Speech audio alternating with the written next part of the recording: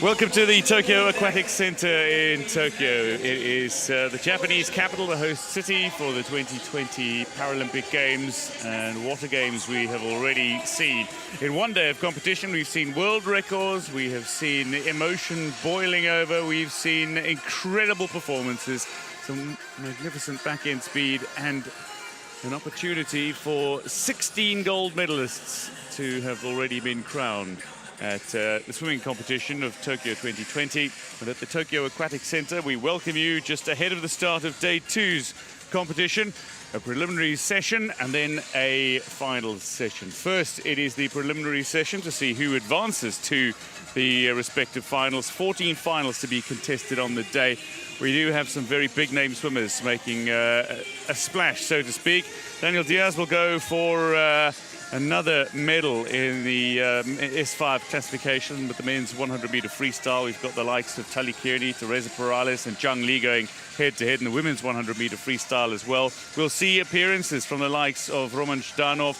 We've got Andrei Kanichka in the 200 IM, the women's 200 IM as well, where Ellie Simmons, Summers Newton, Elizabeth Marks, Elizabeth Mareshko. We've got so many promising swimmers. Sophie Pascoe of New Zealand, expected to be one of the stars of the swimming pool as well, is going to be in action a little later in this session. We start the session, though, with the men's 100-meter freestyle S5, Heat 1. The referee for the women's event is Sheila Gunter. The respective individuals and officials being introduced to those in attendance. The starter for the men's event is Jen One of the names to look out for is going to be Daniel Diaz in his final Paralympic Games. A man who's been competing for the better side of 15 years, is the Paralympic record holder. Antonio Fantin's world record has never really been in threat. But you never know at the biggest of games. Rodriguez, Zulkifli, Diaz, Ponce, Vo and Kutlu are the first 6 swimmers who do battle against one another. But just a quick comment then, the day in prospect is when you go through the names, that I've left out so many. Ir Boki is going to be in action again later. There's Team Malaysia watching on. Zulkifli will be in Heat 1 of the men's 100 free. But you look at what is in prospect, and you've got to say this is a session that we should be trembling in anticipation for. I know. I can't wait for the 200 IM to watch Ellie Simmons, Macy Summers-Newton, Sophia Herzog. God, there's so many names in there. I'm not even sure I'll be able to stay in my seat for that one, and it's only preliminaries. And that's exactly it. I mean, Anna Hontar is also going in the race. Marks and Mareshko. Yep. Song Ling Ling was a world champion only a handful of years ago.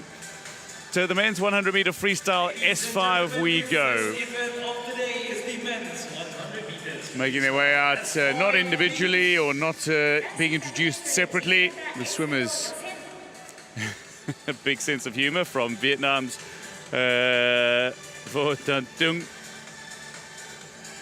There's Zulkifli, and right behind him is Spain's Sebastián Rodríguez. Daniel Diaz is the man to watch. Not only has he thoroughly entertained us, he has been an exceptional ambassador for parasport, and in fact will continue to do so after his retirement. He has already announced his retirement following this. He's won his 25th medal. Only Mike Kenny has more gold medals than him in Paralympic swimming in the men's events. But he is going to be taking up a more prominent role with Laureus World Sport. A winner of 3 Laureus World Sport Awards, Daniel Diaz, over the years. So he will do his bit to continue being such a wonderful ambassador. That's Ponce. Already a medalist at these games, both Diaz and Ponce. They'll go side by side in the race.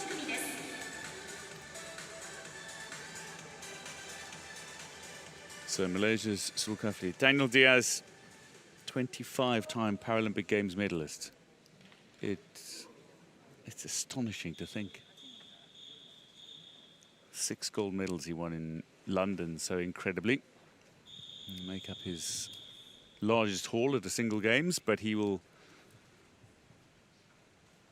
be looking to continue that run here. So in his favorite event, men's 100 freestyle. It is Diaz who's looking for the good start here, going strongly in lane 2 as well, looking to use a little underwater was Rodriguez, but Diaz very quickly into his stroke, and this is arguably his favorite event. This is a 3-time Paralympic Games champion. He is a 5-time world champion in this event. This is probably his best chance at picking up a first gold medal. Yeah, into the water. So here you have Diaz and Ponce. We saw them do the 200 freestyle last night, and now it's the 100, so it's a bit shorter. That gives Diaz an advantage because he's got the advantage off the start and he's got the advantage off the turn. See, you saw him 34.35, good first 50. He looks very in control, and next to him is Ponce. Ponce has the larger wingspan, and he's able to pull and catch more water. So you're going to see Ponce, and here he goes. He's starting to pull up on Diaz. It's only the preliminaries. So it's possible Ponce is not going to, he likely is not going as hard as he will be tonight, but he still most likely wants to catch Diaz and just let him know, like, this is my event, I'm going to win for tonight. But Diaz is still holding on. This is Daniel Diaz who is leading the way and looking to come to the wall on the stroke. The two are almost neck and neck, and much larger wingspan for Ponce, but first for Diaz, Ponce second, and Zulkifli of Malaysia with a decent time as well as he comes into the wall in a 1:16.33, so should be enough to see him qualify for the final, which will be tonight, and qualify with a decent lane draw as well. But Daniel Diaz, a 1:13.02. Neither one of these swimmers anywhere close to the times that they're capable of swimming, but just a little reminder from Ponce to say, I am around, but for Diaz, that he's got the faster time already, and Zulkifli will be hoping that he's got a decent lane draw. There are 2 heats in this men's 100-meter freestyle S5. And here they are coming into the water. You see Diaz just has the advantage off the start, but it's really in the back half that Ponce starts to really come up on him. Here they are approaching the turn. Diaz well ahead because he had the advantage off the start, but you see Ponce, just that massive wingspan coming into the turn, and Diaz is able to use his leg to come off of the wall and push underwater, whereas Ponce doesn't really get much off of the wall, and he has to make all of it up in the back half. At the 50, Diaz was well ahead of him, and Ponce made it all up basically in the last 25 meters of this preliminary swim. Here he comes, starting to come up. And Ponce, if he goes out a little bit faster tonight, he really shouldn't have a problem taking over Diaz. Daniel Diaz. Not a comfortable victory, but a victory nonetheless. The top 2 were comfortably in front, however, as Diaz ahead of Ponce with Zulkifli. Rodriguez will be watching the clock with a great deal of interest as he hopes to sneak into the final. And this is the second heat of 2 in the men's 100-meter freestyle S5 classification. The start list. Kuchit Ang Chayapum, Huerta, Kubasov, Bocciardo, Wang, Cheng, and Yuan. So the reigning world and European champion will be going in lane 4. The man who won gold in the 200-meter already at these games, Francesco Bocciardo. There he is.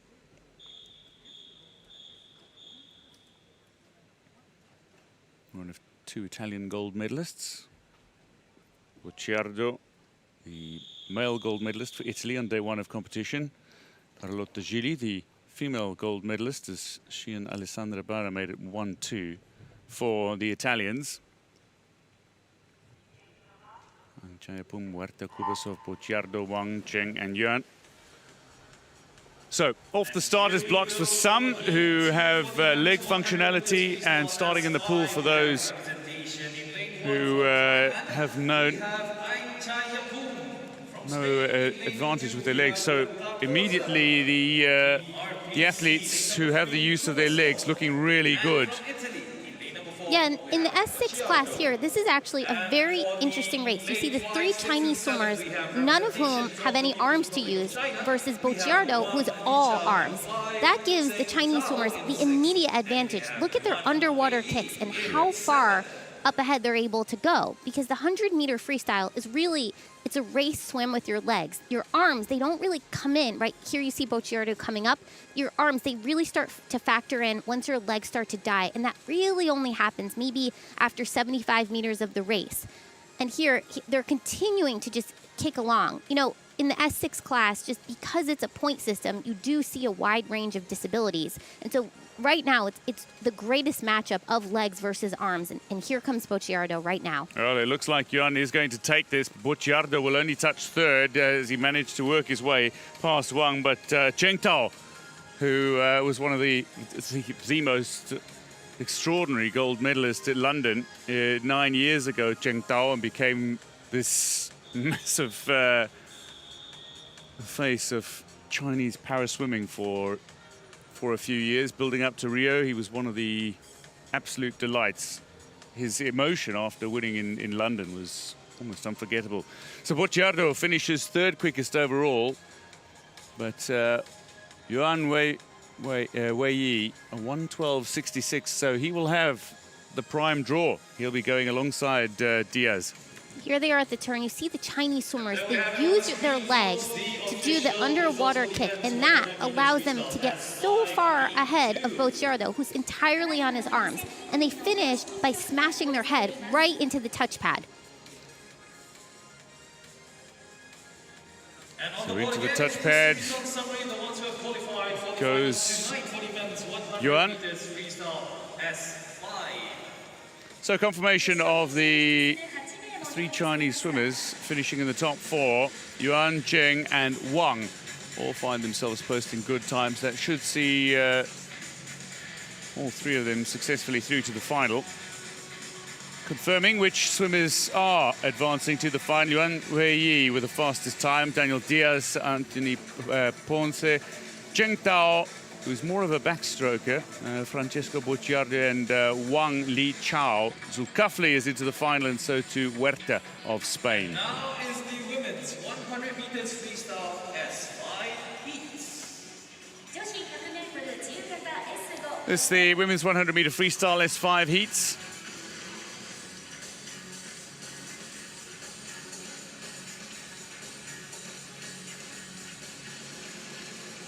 So two full lane draws in the heats. We will see Zhang Li and Monica Boccioni going alongside two Japanese stars, Narita and Yi. Now this could be another one of those very nicely set up finals. Yeah, especially we saw Tully Kearney last night break the world record going out in the 200. So we know she's going to be very good on this. But then Zhang took her over basically in the last 50 of the 200 yesterday. So Zhang, she's already beat Tully Kearney. That should give her some confidence going into this swim this morning.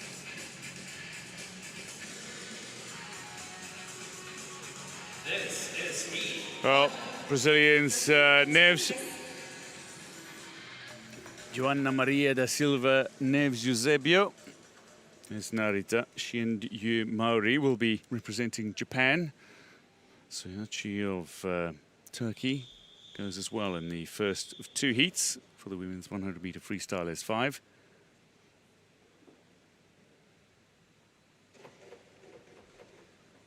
Going in lay for Zhang Li, gold medalist in 2016 in this event.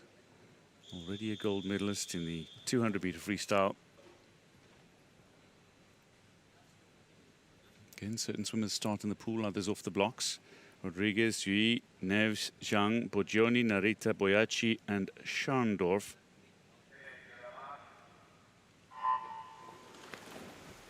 So again, just trying to get a little use of the underwater. It's Boyachi of Turkey who had the longest of the underwaters, but straight into the stroke and looking really good is Zhang Li. She's a very powerful swimmer with some incredible arm strength and looking to make that count. Yeah, you know, for someone who's not really able to push off the blocks, or she started from the water to really push off the wall, she was out very quickly, and she immediately went to the top of the pack.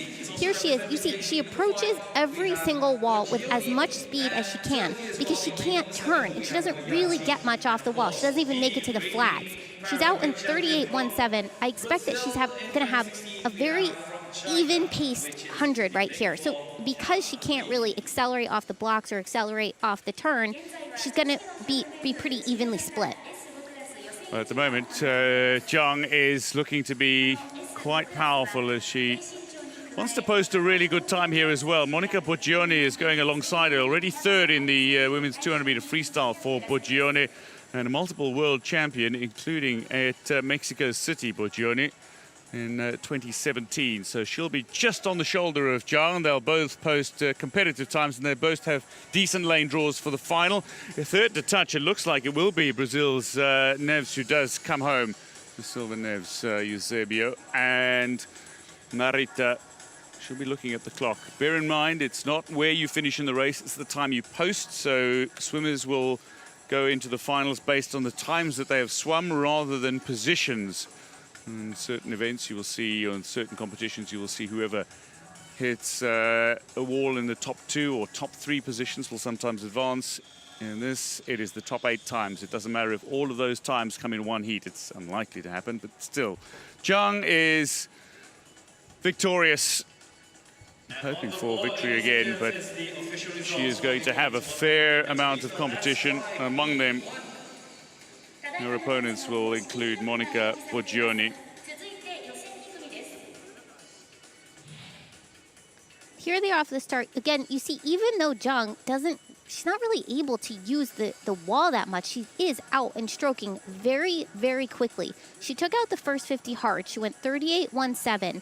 And then in the second half, I was expecting her to be more even, but she seemed to kind of shut it down a bit. Here she is coming off the wall, which gave Boggioni the chance to pull up on her. Boggioni had an excellent second half. Here you see her, she puts her head down and she chases down Zhang coming into the wall right now. And Zhang, if she wants to win the gold tonight, she's going to have to be a lot faster on that back half. Well, those were the only 2 swimmers who went out in under 40 and came home within half a second of one another, effectively. 0.53 of a second separating them is Zhang ahead of Boggioni. 2 Japanese swimmers will be watching the second heat with a great deal of interest. Narita stands a good chance, though, of advancing to the final, and Da Silva Neves of Brazil should comfortably advance too.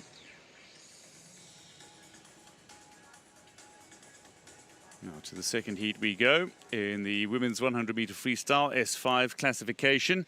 Tali Kearney, having gone out so very hard in the women's 200-meter freestyle final and set a brand new world record in the 100 in going out in the 200. So Kearney, very much the focus of this second of the women's 100 free S5 classification heats, but do not discount the likes of Teresa Perales, who goes alongside her in 6, and her teammate Hext as well. But Teresa Perales, there is the legendary silver medalist from 2016, but the world record holder and a 3-time Paralympic Games champion in this event. Teresa Perales at 45, though, still going strong. And while her best swimming is undoubtedly behind her, she remains incredibly competitive. Liu, Watson, Yao, Kearney, Hext, Perales, Noriega, and Ozturk. Now watch out for the starts of Teresa Perales. Tali Kearney is looking to get into her stroke, and I tell you, Perales and Kearney very quickly into their strokes and looking very settled. While Lu Dong is looking good in lane 1. She had a great underwater. It is Hext, Kearney from Perales at the moment. Yeah, Lu Dong, she did have a great start because she has the use of her legs, but now you see her starting to fade. And you have the 2 British swimmers, they've really taken the pace here. So you have Tully. And from Argentina, in lane 7, we have Elizabeth Noriega. And in lane number 8, we have Savine. Big turn at the wall here. Kearney manages to touch ahead of Hext. It's some margin, but you just wonder if Kearney is going to be even hungrier to make every single stroke and every moment in the pool count, considering how She looked set for the gold in the 200 until the final moments where she was overtaken by Zhang, but it does set up the prospect of an almost revenge encounter between the two in the final. As Zhang qualified quickest and the second fastest in the world this year, bear in mind, behind Tully Kearney after a performance in the Berlin World Series. But Kearney, the fastest in the world this year, the reigning world champion, and the newly crowned, freshly minted world record holder, is first to touch. It is Susanna Hext alongside her who touches next, and then the legend that is Teresa Perales, the 45-year-old Perales. Third quickest, just outside the top three, Lu Dong, who did tremendously. Usually the swimmers who have no use of their arms or do not have arms find themselves fading quite badly. They need to take their advantage off the start, but Lu Dong touching fourth fastest, 1:25.69, who came in with a seed time 10 seconds off that. That's a very good swim. But Tully Kearney, 1:19.60. That's a very comfortable swim for her, and indeed for Susanna Hext. Here you have the start. Susanna Hext, actually, she had a very good start. She pulls back on the blocks and uses her arms to spring forward, which gives her the advantage over Tully Kearney. But then Tully Kearney, she's just a stronger 100-meter freestyle swimmer. And here you see her overtake Susanna Hext coming into the wall. One thing Tully Kearney is going to have to do for tonight, she needs to make sure that she doesn't tighten up during that second 50 of the 100. We saw her go out brilliantly last night in the 200 freestyle, but then that second 100, she started to dive, to cramp up and to tighten. She should be okay for the 100 here, but Zhang is going to be very strong closing into the wall, so she needs to maintain that speed. I think we are set for a tremendous final. I do want to mention here that Rachel Watson, who swims as an S4, has actually set a new Paralympic record in coming home in 1:35.25, beating out Kay Espenhein's record that stood since Atlanta 1996. So incredible performance from Watson in the S4. But Kearney and Hext are the two who top the second heat. It is the British swimmers who qualify quickest for the final in the women's 100-meter freestyle S5. Kearney and Hext ahead of Zhang. Borgione will finish fourth fastest in the heats, but certainly be challenging for a medal. So too is three-time champion Teresa Perales.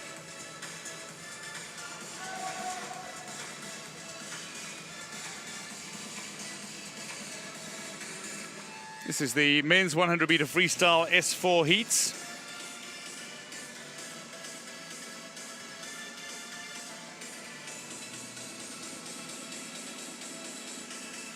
Taking a look at the first heat of two. And Roman Zhdanov, a name that stands out undoubtedly, but David Smetanin is another who has been competitive in this for some time, so to Joe Gisson, and he's been around for a good decade and was world champion in this event in 2015 in Glasgow. Smetanin at 46 is still going strong for France. He goes in 3. This is one of his 3 events. A former champion in the 50 and 100 meter, but as far back as Beijing.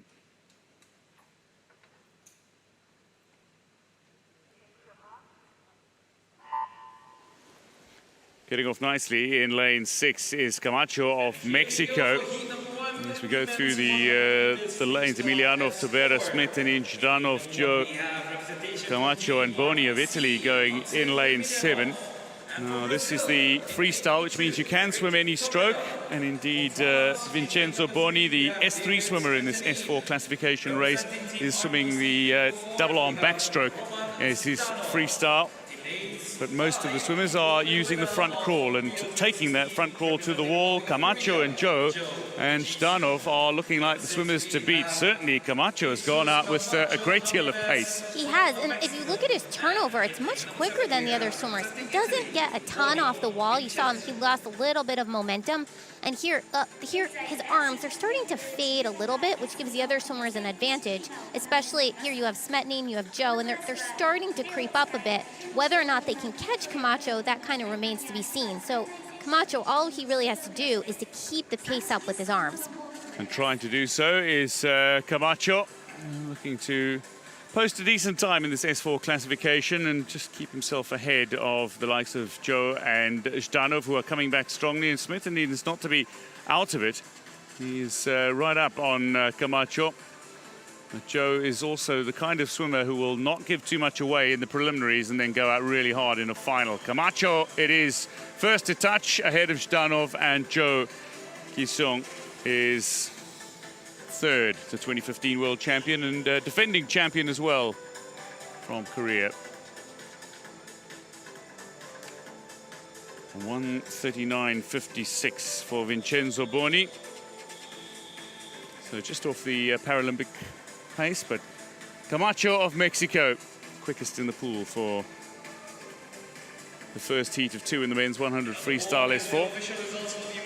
Here they are off the blocks. You see Camacho goes out with a very early lead. He really soars in comparison to the others, many of whom don't have use of their legs, and so they struggle off the start.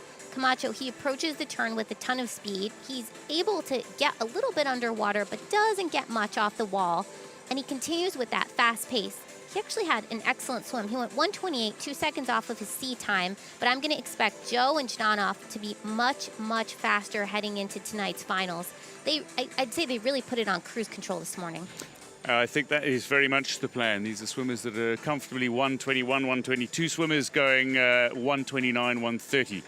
So 1:28.02 for Angel de Jesus Camacho of Mexico, Roman Zhdanov, Joe Kisong, and David Smethanin. He won the 50 and 100 double in Beijing in 2008.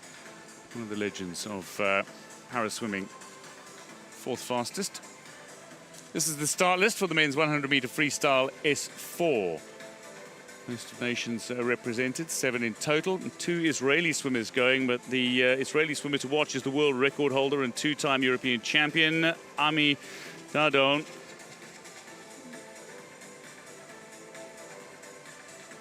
Italy is always going to have somebody contending, and in Luigi Beggiato, Italy have another contender. There is the man who you expect to be the man to beat. World record holder set earlier this year, Ami Omer Dadouan. Hana de Yuji with a Paralympic record that goes back some years. I suspect that we might see that, if not go this morning in the preliminaries, go in the final. Suzuki Takayuki, second fastest time of the year. He set it behind Dadon in Berlin, in the World Series in Berlin.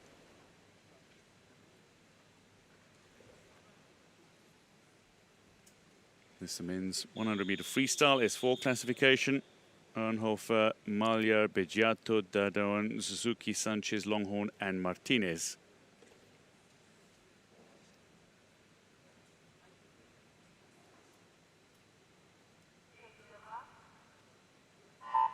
Five of the swimmers start in the pool, but it's the swimmers off the blocks who are looking to make use of their underwaters and get up strongly.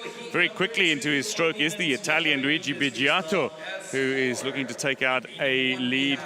He's got a very much more subdued style and doesn't have the turnover rate of some of the swimmers around him, but it's about the efficiency rather than the speed of the arms and turning over in the pool, and how to reduce the drag. At the moment, it is the Italian who leads in 3 from Dadon, and Suzuki going along strongly as well in 5 for the host nation. Yeah, Suzuki, he's out there. He's stroking along the other two quite well as he approaches the wall.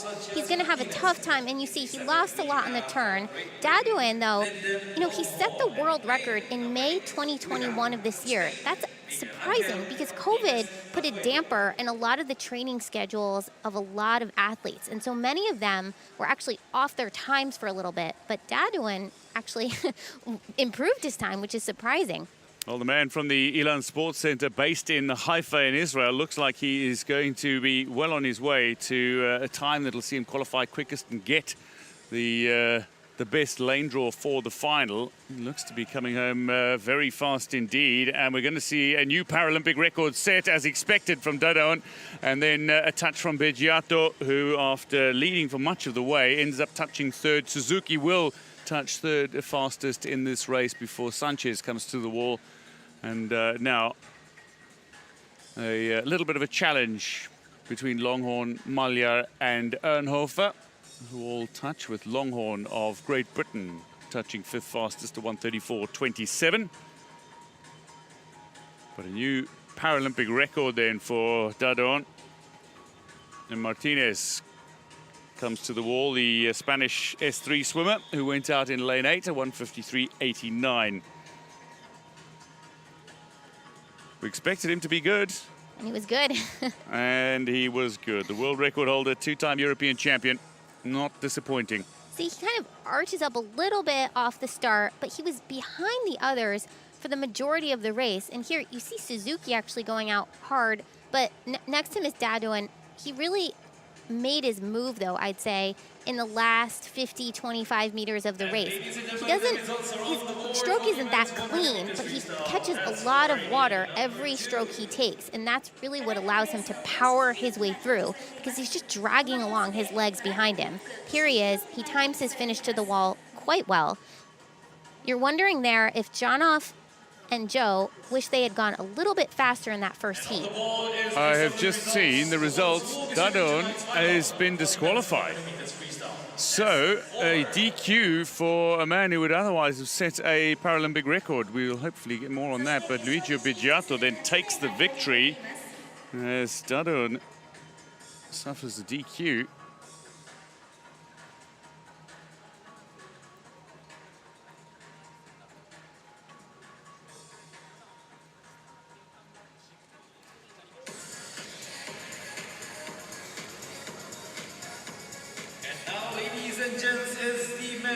So advancing to the final, Bigiato is quickest ahead of home favourite Suzuki, who is looking good for a medal. Camacho, Zhdanov, Joe.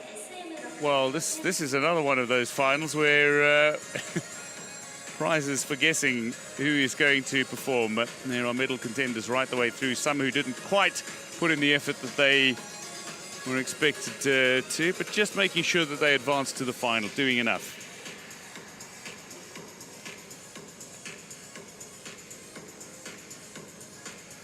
The men's 200-meter individual medley, SM6. This is heat 1.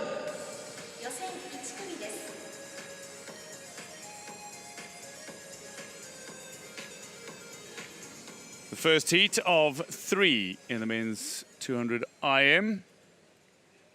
Will Perry, Vance Ivan, Hong Yang, Gutierrez, Christakis of Greece.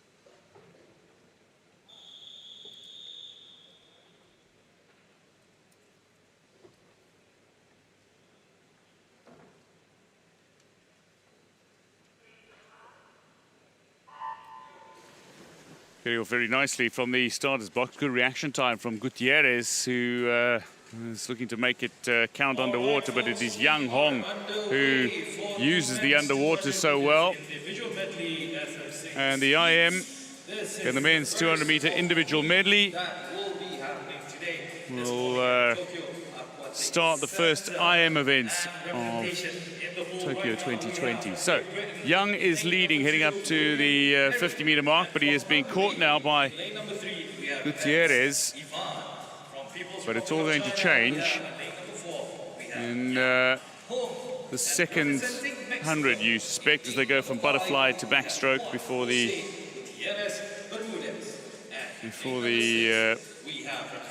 last two legs. Young looks great here. See, he has the use of his legs, and that gives him a very, very strong advantage off the start and off the wall. He's just kicking his way down, and he's extending his lead. There's 3 Chinese swimmers, at least, in this event, and all of them have very strong kicks. And that's going to give them advantage in the fly and the backstroke, and potentially the breaststroke, too, depending on who they're up against. Well, this is it. So at the moment, it is Yang Hong who has developed a rather significant lead over the remainder of the field, but into the breaststroke, the penultimate stroke, before coming home in the freestyle. And this is where you expect Gutierrez to make up a little bit of ground at least. He's very strong in the breaststroke. He's almost hugging the lane rope for a moment, and then just trying to straighten ever so slightly for the Chinese swimmer.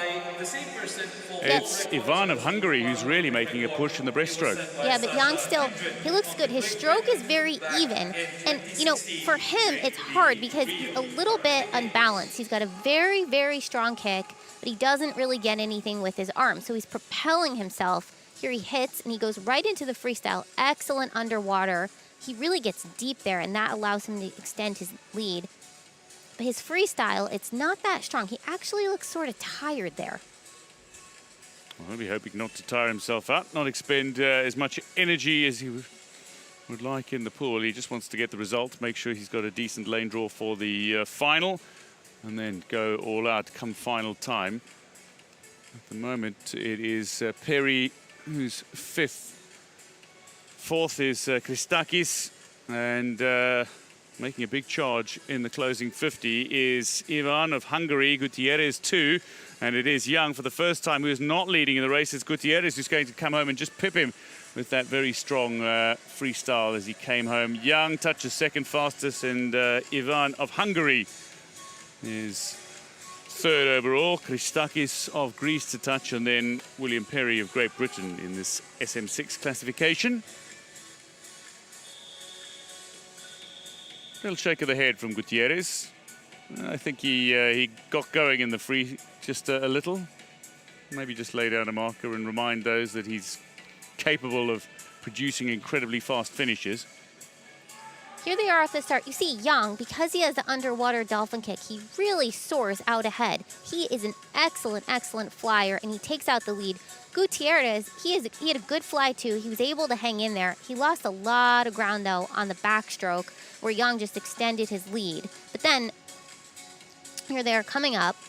Gutierrez, he starts to fall behind. You see Young, he just takes the backstroke. Excellent. He just continues that fly kick on his back. He goes right into the breaststroke. Very strong legs as he continues. But then in the freestyle, Young, he just kind of powered down, and Gutierrez, he soared right past him heading into the wall and finished first. So Gutierrez takes the first heat of 3 in the men's 200-meter individual medley SM6. Gutierrez ahead of Young with Ivan third, Christakis and Perry. This is heat 2. To the second heat we go of 3 in the men's 200-meter individual medley. This is the start list. Taliesin Glock of Brazil, a familiar name, but the reigning world and European champion is Andrei Granichka of RPC. And Jia Hongguang, the second fastest in the world this year. He will be going in lane 5. So 3, 4, and 5 should be good to watch. Taliesin Glock has been around 10 seconds off Granichka's pace at his best this year, in a seeding time of 2:51. So he'd need to go a little below that and get back to his best if he is to be competitive in this men's 200-meter individual medley SM6. And great underwater from Jia Hongguang. At the moment, though, Sanchez is showing a little ambition. Yeah, again, the two swimmers with the legs, they're out way ahead of the other ones in the fly, and they're able, as long as they can continue that kick, they're going to extend the lead. Granichka, he's going to have to make his move really in the back half of the race. He's an excellent breaststroke. His fly looks good there. He is using both of his arms, and he's pulling as much water as he can. But you see the two swimmers with the legs, they have the immediate start, turning into the backstroke. Excellent underwater there by Sanchez. Here he comes into the backstroke. He doesn't have a lot to use with his arms, though, so he just has to maintain that kick, and Granichka falling behind. Well, this is where Jia, he's got some really great leg strength, and he knows how to use it as well underwater. He is going to try to make up ground on Sanchez.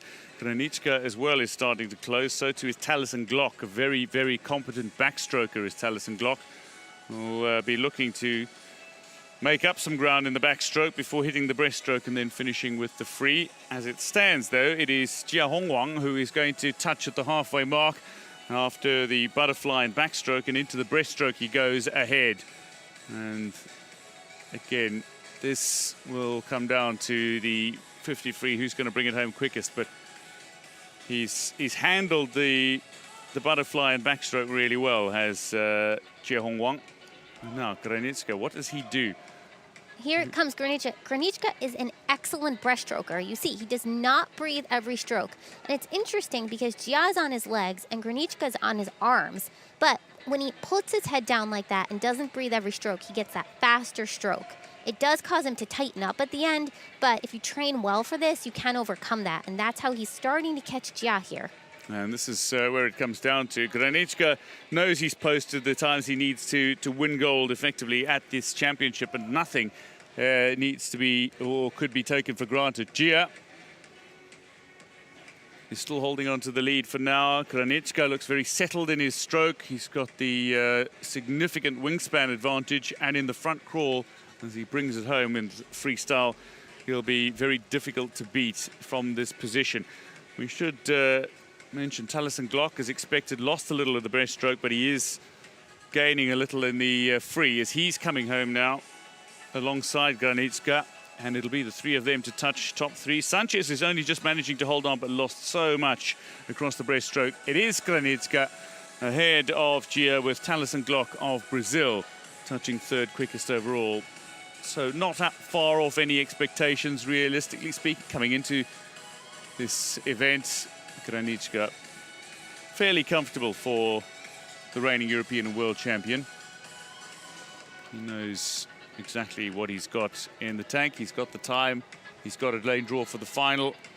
Leo McRae of Switzerland comes home to touch fifth, and Gary Bogino of Philippines touches to round out the heat. Graniczka, though, has won the second heat of 3 for the men's 200-meter individual medley SM6. And that's a solid time for the preliminary swim. Here they are off the blocks. You see Graniczka immediately falls behind, with Gia taking out very hard in the fly and the backstroke. Graniczka's got a good fly. All he has to do is hang in there. And then there was Sanchez, of course. Excellent fly to start, but then they go into the backstroke. And the backstroke is really where Gia started to move ahead. But then Graniczka came back in the breaststroke. He's a solid breaststroker. He uses his arms entirely to pull him through. And then the freestyle, he just brought it home. You see Gia start to tire out a little bit there at the end. Gia knows that he needs to build a big advantage. He does have the second fastest time in the world this year, and he'll be going out a lot harder for the final. Results for the men's 200-meter individual medley SM6, the second heat of 3. Graniczka, favourite for the gold in many quarters, ahead of Jia Hongwang with a great swim from Taliesin Glock.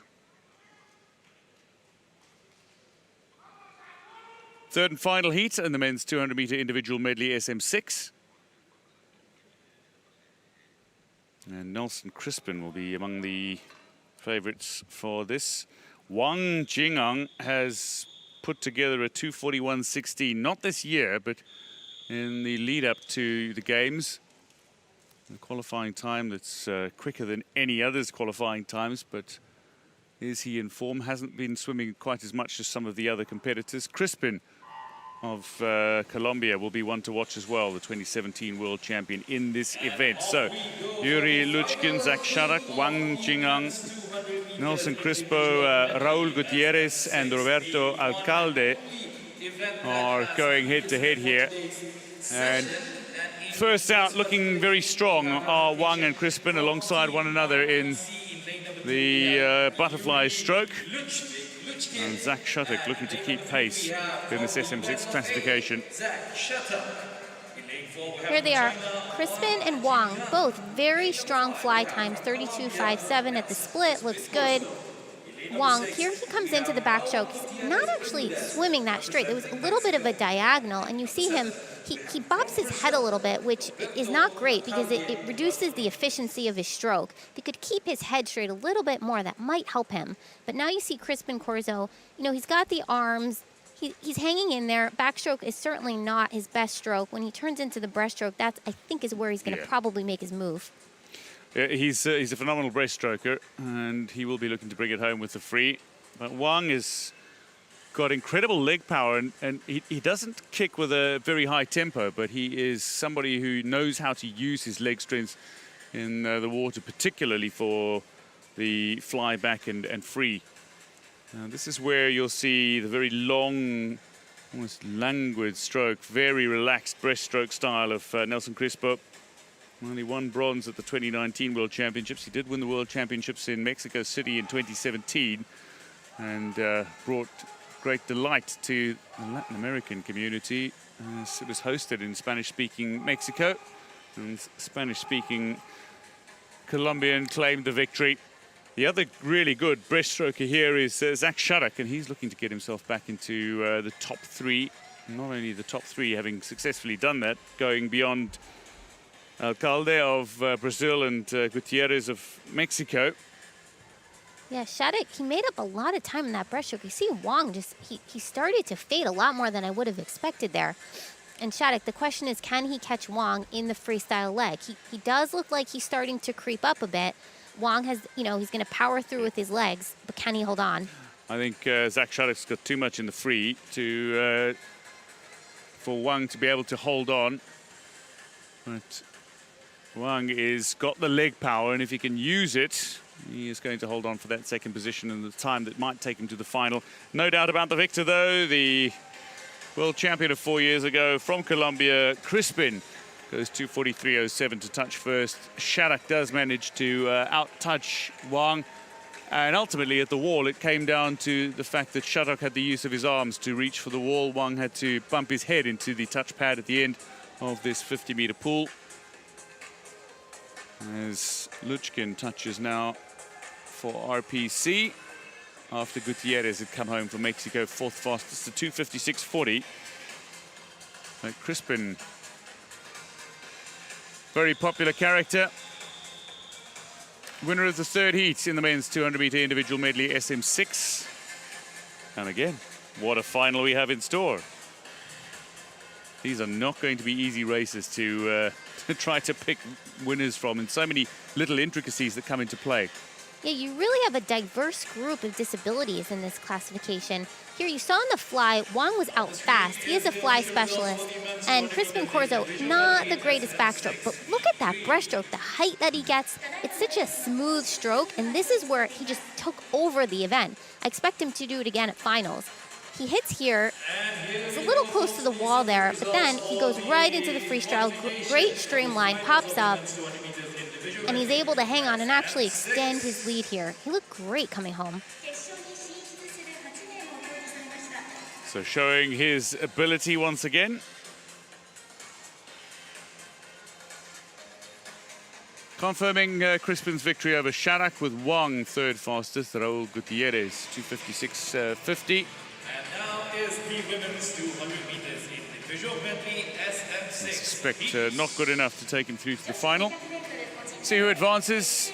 It is Nelson Crispin who advances quickest ahead of Granichka. That's a battle in itself. Chia and Gutierrez and Young have a battle developing between them, but the time's so close. I mean, Young and Glock posting exactly the same time.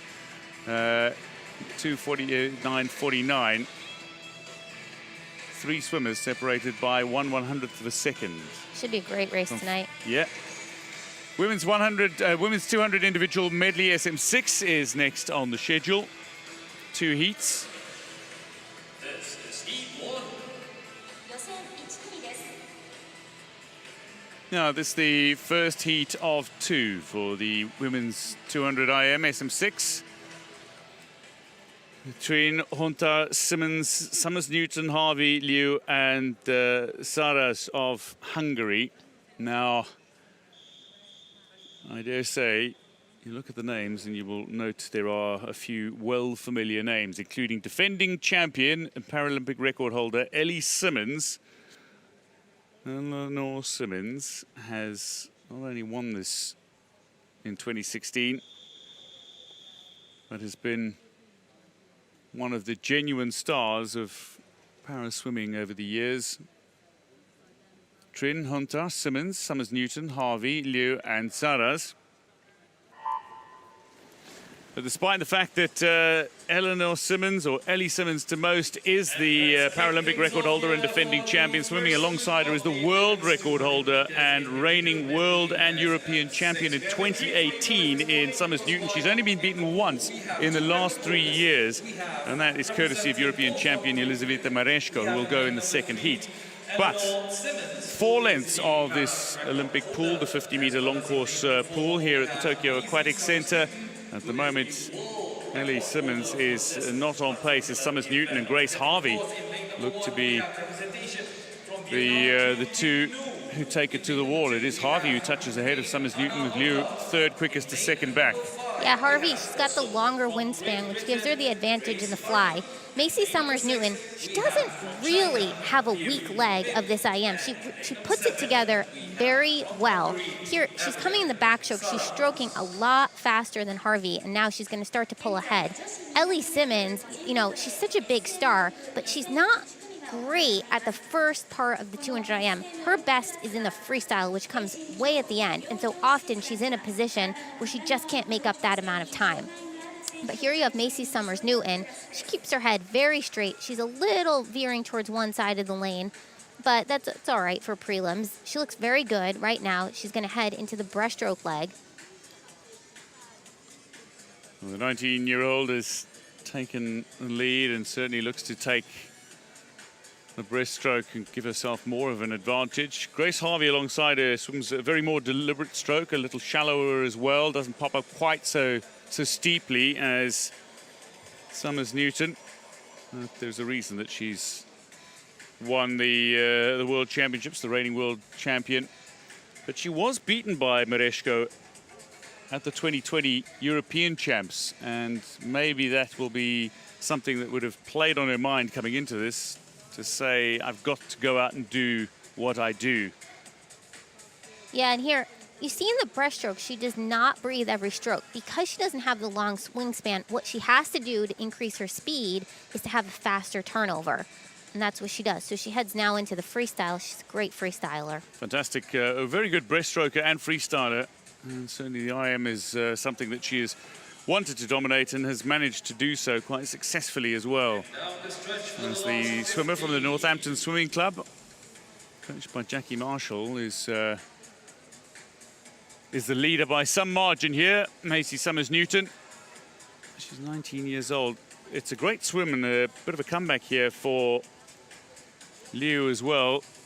Dorsman just catching up and making up time on Grace Harvey as Anna Hontar shows herself to fight back too. Summers Newton will take the victory in the first heat ahead of Grace Harvey, and third quickest will be Ellie Simmons as 1, 2, and 3 go to Great Britain in the first heat, and times posted just outside the 3-minute mark, so should comfortably see all 3 of them advance to the final of this women's 200 IM.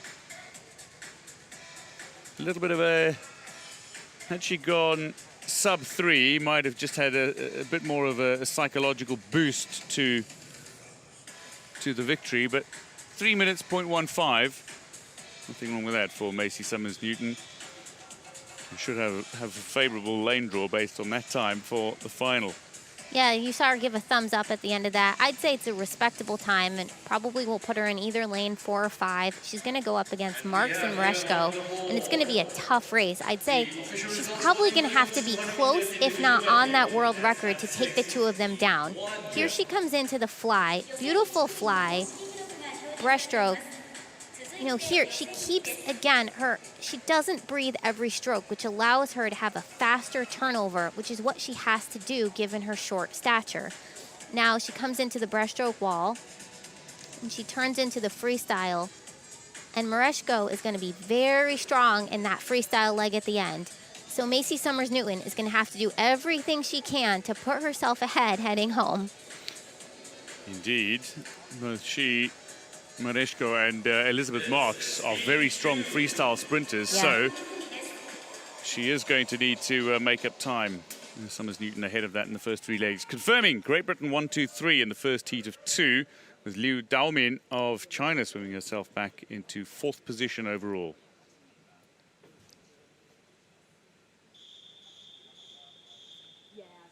So the women's 200-meter individual medley, SM6 second heat. We've got 8 swimmers in the pool.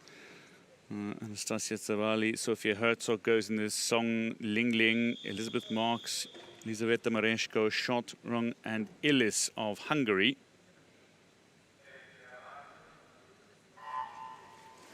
Now, Rung of Norway has, through the youth ranks, really looked good and managed to perform incredibly in the youth ranks, but now has not quite hit the senior ranks as dramatically as she would have liked. It is Elizabeth Marks, known to some as well as Ellie Marks.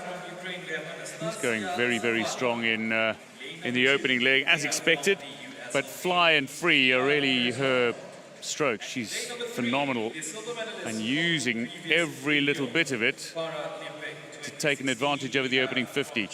Yep, she had a great fly. She actually also has a wonderful breaststroke. You see, she suffers from some vision loss, which is why she uses a tapper at the end of each lane to give her a signal of when she's coming in. Here she comes into the backstroke. She doesn't, her arms go a little bit wide, so she could be more efficient there, but she is looking very solid, well ahead of Mareshko coming in and well ahead of the world record.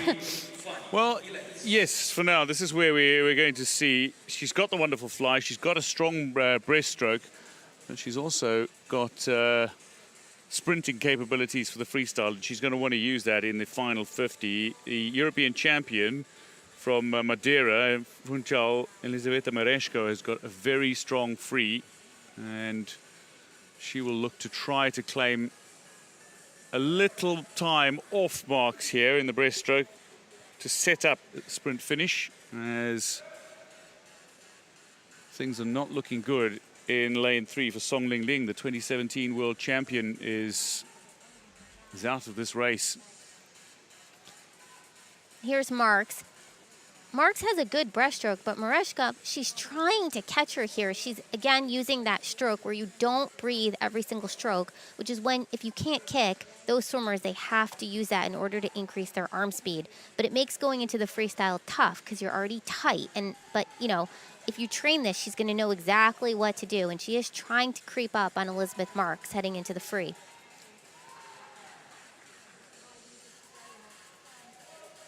And going into the final 50 meters here,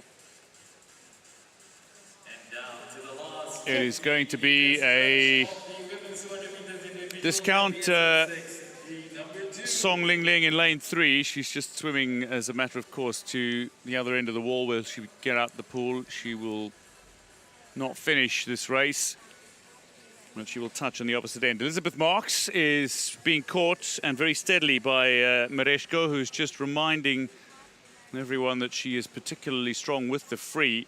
Marks, though, is a great sprinter and will get the touch in at the wall. The top two. World record from Mareshko.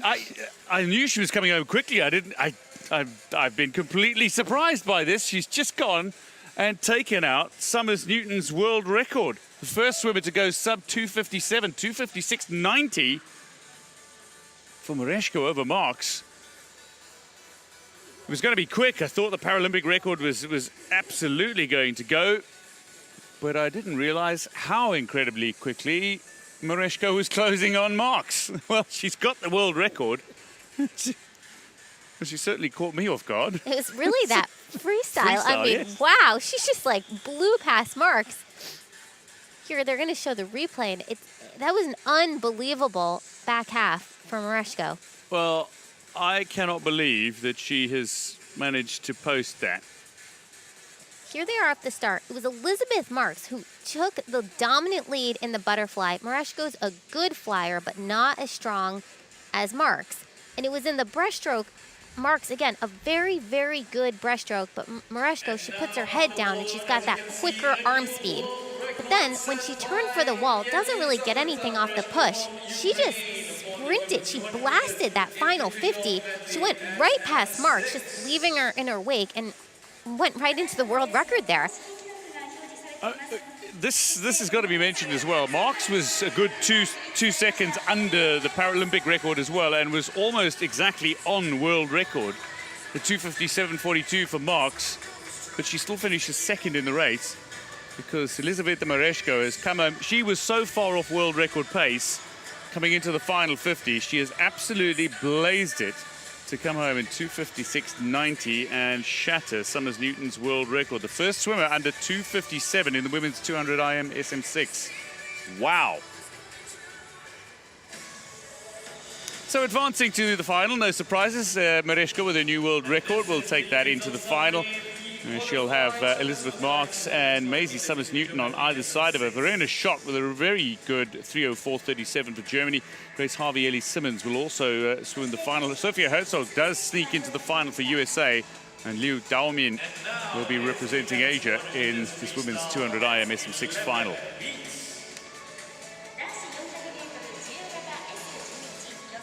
Here's the first heat of 2 in the men's 400-meter freestyle S11. This is for swimmers with vision impairment for swimmers between S11 and S13. And these swimmers are either completely without vision or so severely limited in sight. They all wear blackened goggles and they will all have tappers in the S11 classification. Tappers just helping them a little tap quite literally on the top of their heads or on their back to let them know that they are approaching the wall. John Morgan, my word, 4:20.83, that still stands. That was from Barcelona in 1992. Incredibly powerful individual.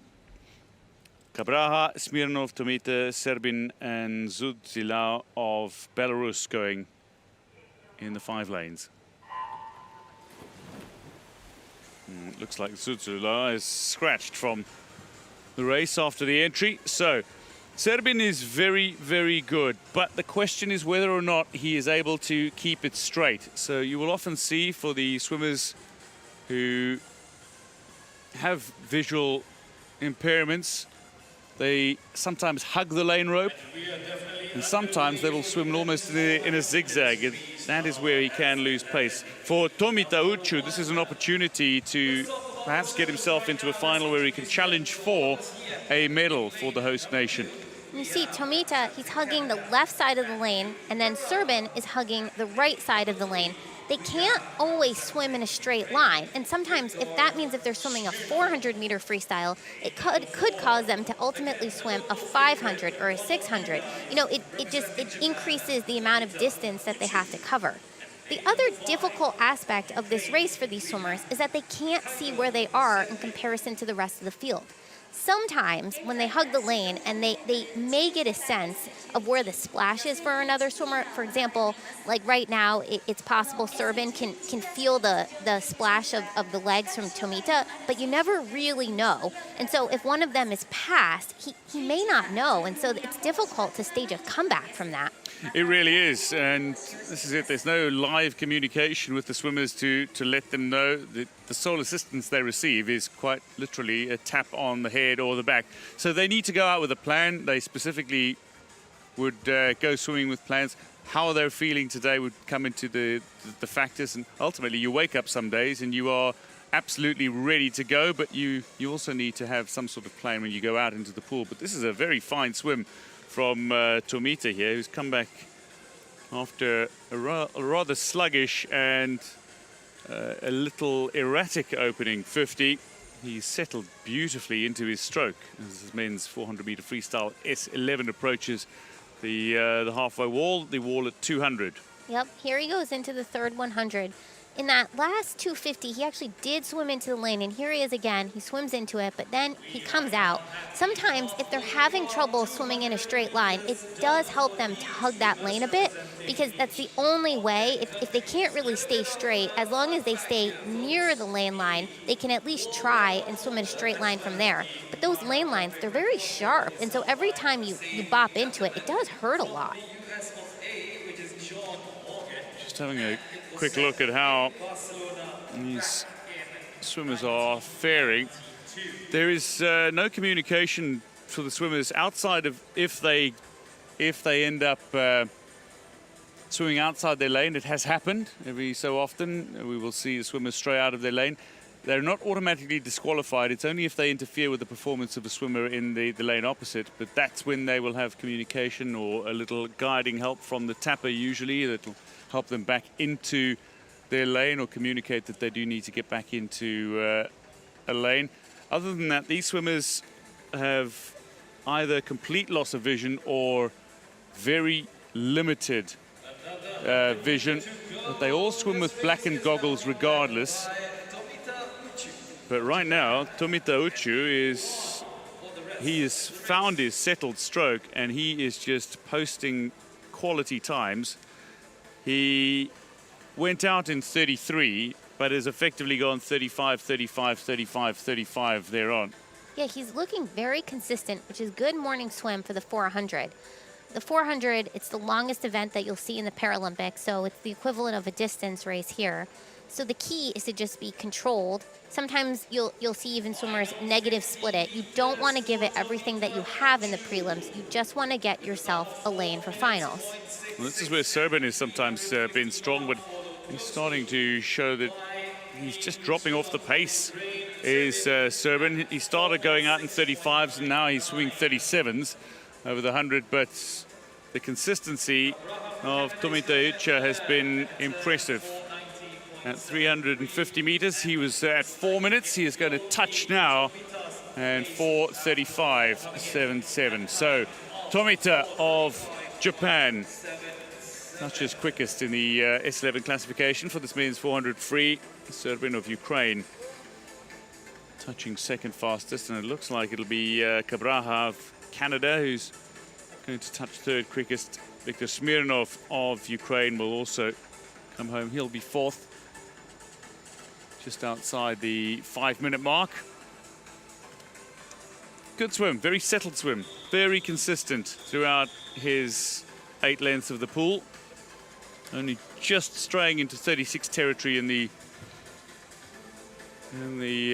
penultimate length before coming home in 35. Here they are off the block. Tomita, good start. The start doesn't matter that much in this race, but it's always great to get out ahead. And you see, he's just very powerful, very consistent going into that first 50. And then here he is, he gets tapped, goes right into the turn. He actually times that very well. He comes up. It's hard to stay in a straight line coming out of the turn because you're coming out with a lot of speed. And then here he is approaching the finish. He is breathing every stroke, but that's all right in a 400 given that it's a relatively long race. That's a very good swim. Mihailo Serban is the European champion, and he's been having some good performances. He's been posting some quick times, going well under his seed time, but he's been posting really consistent results. So to allow DNS Smirnov, the silver medalist from the European champs in Madeira, finishing fourth. This is the second heat of 2 for the men's 400-meter freestyle S11, and you might look out for the name Rogier Dorsman, the Dutch swimmer, who goes in lane 4. That is Spain's Jose Ramon Cantero. S11 swimmer who will go in lane 6. But certainly one to watch is Rogier Dorsman. Fastest swimmer in 2021 is the Dutch swimmer. There he is. Just being aided toward the starting blocks by his assistant. And the Dutch traditionally have a very strong para-swimming contingent. Dorsman, though, is probably the only gold medal contender of the male swimmers.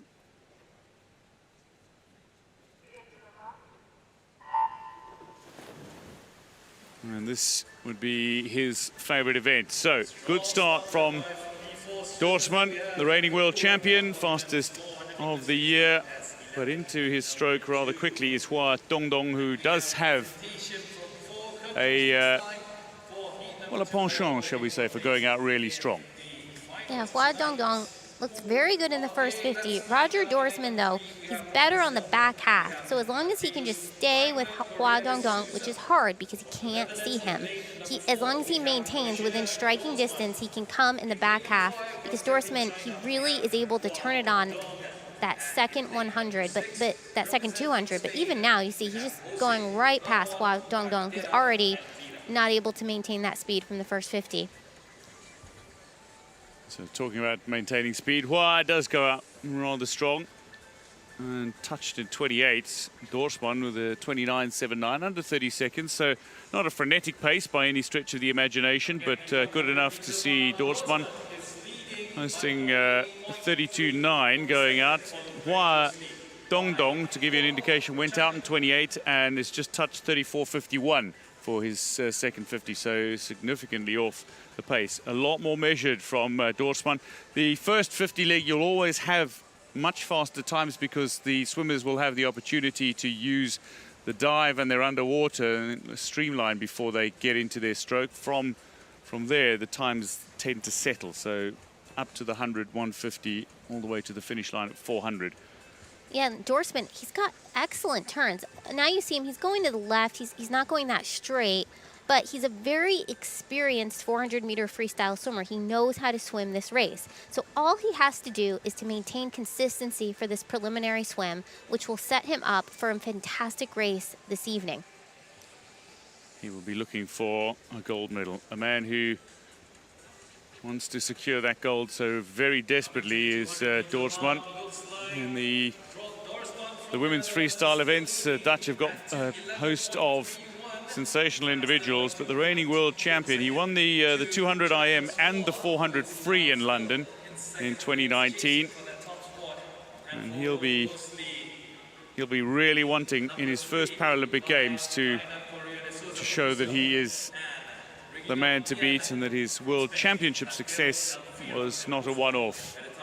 Hua has now found some settled rhythms. He looks a little more mature in his swim. There's a greater tempo to his stroke. But for Dorsman, he is just swimming his own race, and I dare say that is exactly what we're going to see. He knows that he's going to be putting in times around 33, 34 at his best. Yeah, you saw him just go into the lane line there. As long as he can keep himself straight for finals, or you know, straighter than the other guys, I think he should be put himself in an excellent position to either take the gold and post a very respectable time for him. So he is looking for the time here at the 300-meter mark. He touches in 3:21.15. Lead over Hua Dongdong rather, is now at over 5.5 seconds. But Hua might have lost a little bit of energy, but he's not completely out of this. Oh, and here's Dorsman. This is the final 100. He's great at this back half here, and you see he's a very consistent swimmer. He's breathing every stroke, very measured as he approaches the wall. He comes in. His kicks have faded, or his underwaters have faded a bit, but that's, again, it's okay for the preliminaries. It's really in the finals where that last 100 tends to be an all-out sprint, and especially that last 50.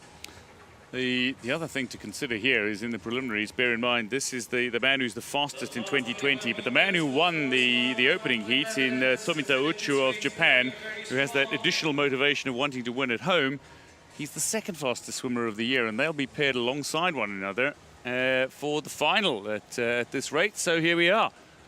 As Dorsman comes to the wall to touch in 4:30.23, comfortably ahead of Hua Dongdong in this S11 classification, men's 400-meter freestyle. Another really good swim from Dorsman. Often under the 4:30 mark, but that's where he'll be looking to go for the final. Only once did he go beyond 35, and that was between 300 and 350 when he clocked a 35.27. Outside of that, so thoroughly consistent in the 34s. Hua, a little more erratic, but he did have a bit of strength around the halfway mark to get himself back into an area from which he could keep the medal hopes alive come the final. Here's the start. He did have a good start, which is, you know, not as important than the 400, but always good to go out and set a commanding lead. Remember, we saw Hua go out very fast. Here he is. But then he starts running into the lane rope, whereas Dorsman, he's able to keep himself more straight than the other folks in this field. And he heads into this turn, and he uses his underwater to extend his lead. He had a great turn right there. And just, he maintains consistency throughout this 400-meter freestyle, which is really the name of the game for preliminaries. You don't need to give it everything you have. You just need to post a decent time to get yourself into finals. So Dorsman looks like he has done exactly that. He'll be happy with the result. Marco Menezes DNS, Dorsman, Hua, the Brazilian Correa de Souza, and then Jose Ramon Cantero of Spain, fourth quickest, all under 5 minutes. Dorsman at 4:30 will be quickest to qualify for the final, and the two fastest men in 2021 will go alongside one another for the final, the men's 400-meter S11, which should be a good watch. Viktor Smirnov, the European silver medalist, with a very disappointing result for him, though. Needs to buck up, but he's capable of surprising. Women's 400-meter freestyle S11 heats. 2 heats, 6 swimmers each, and the dozen will be cut down to 8 for the final. Now, going in the first of these heats is one of the very familiar names.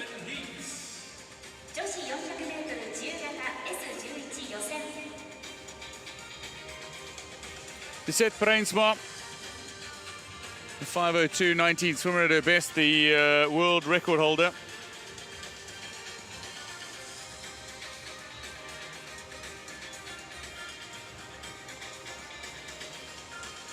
Alcazar. So Nadia Baez of Argentina goes ahead of Wang Xinyi. Bruinsma of Netherlands is the undoubted favorite in this heat and will be expected to challenge with Anastasia Pagonis come final time. Again, another matchup that is genuinely a mouth-watering one in prospect.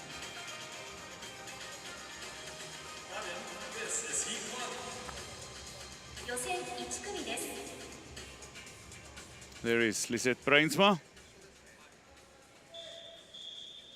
Only 20 years old, but the world record holder and twice Paralympic Games champion. She won this event in Rio 5 years ago. Back then she was swimming 5:15s. She's taken nearly 15 seconds off her time. Baez, Wang, Bruinsma, Alcazar and Raviolini.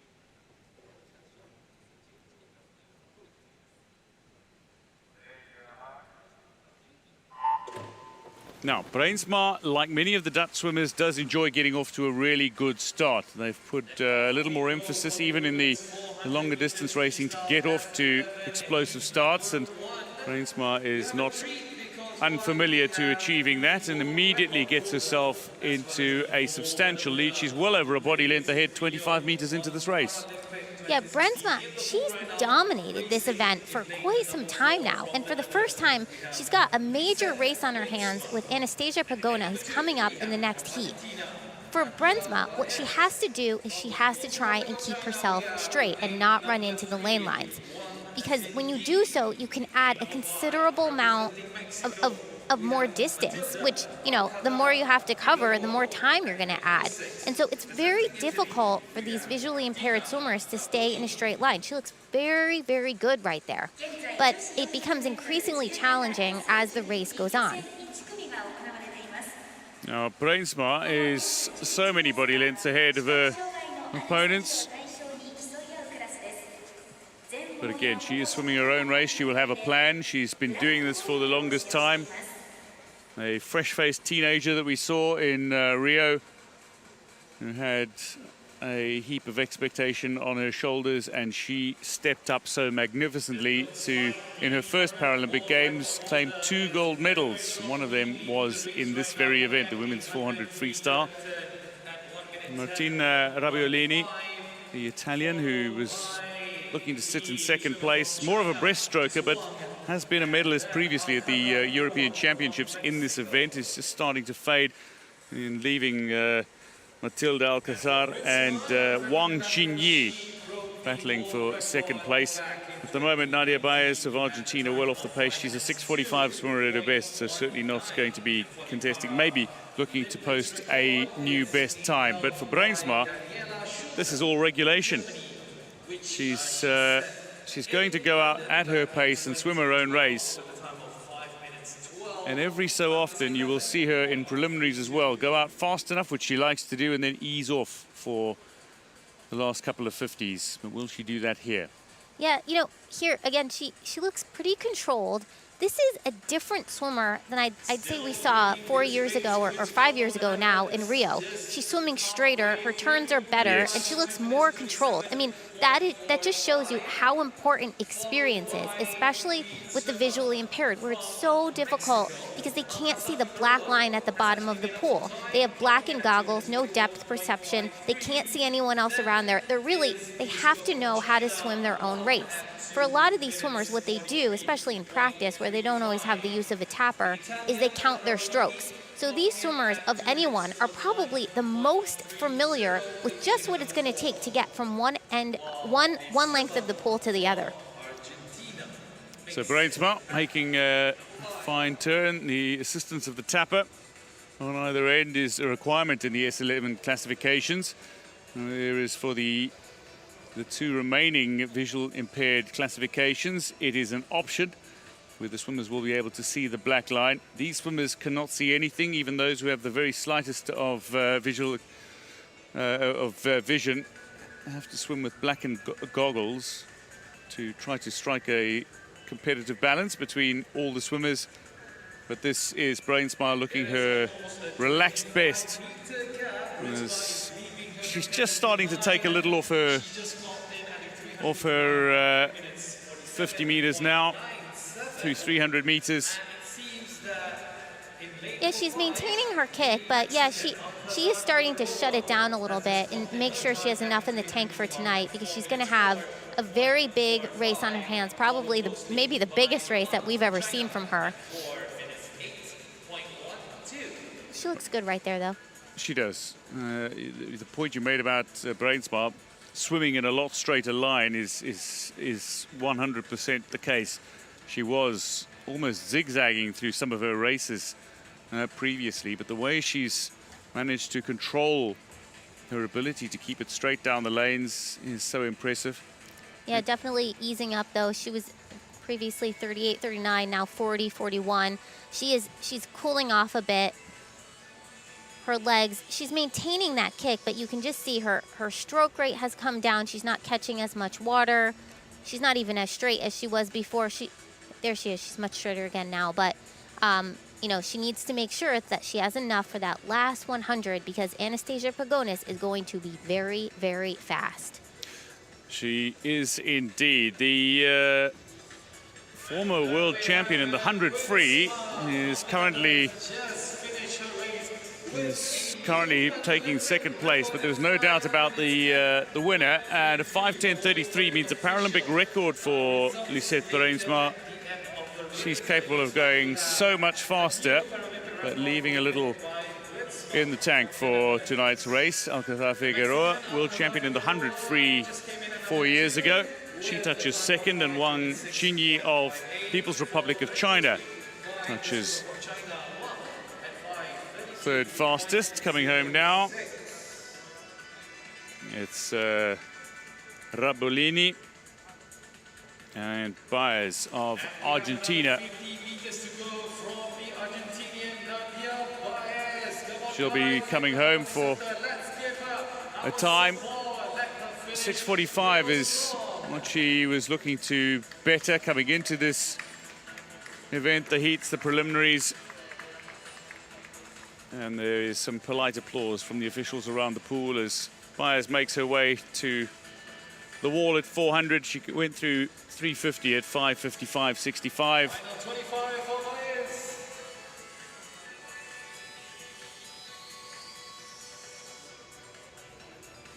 And she'll just be making her way to the wall in a race in which the Paralympic record has gone.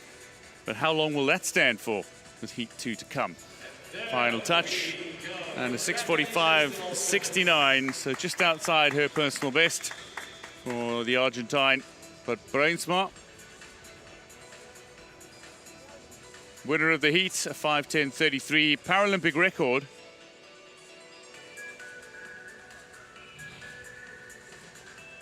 Here she is off the block. She does have a fast start, typical of many of the Dutch swimmers, and she comes up.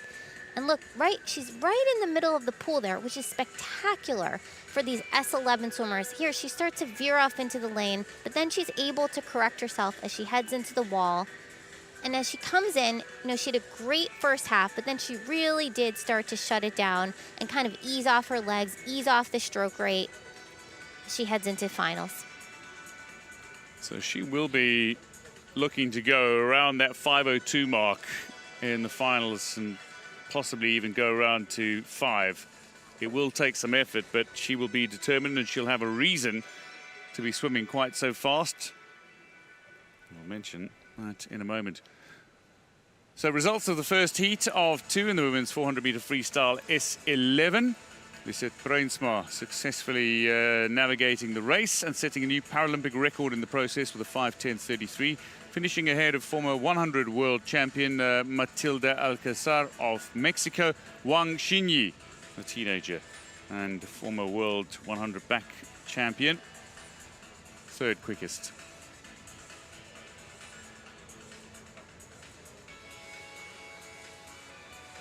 So to heat 2 of 2 in the women's 400-meter freestyle S11. Now,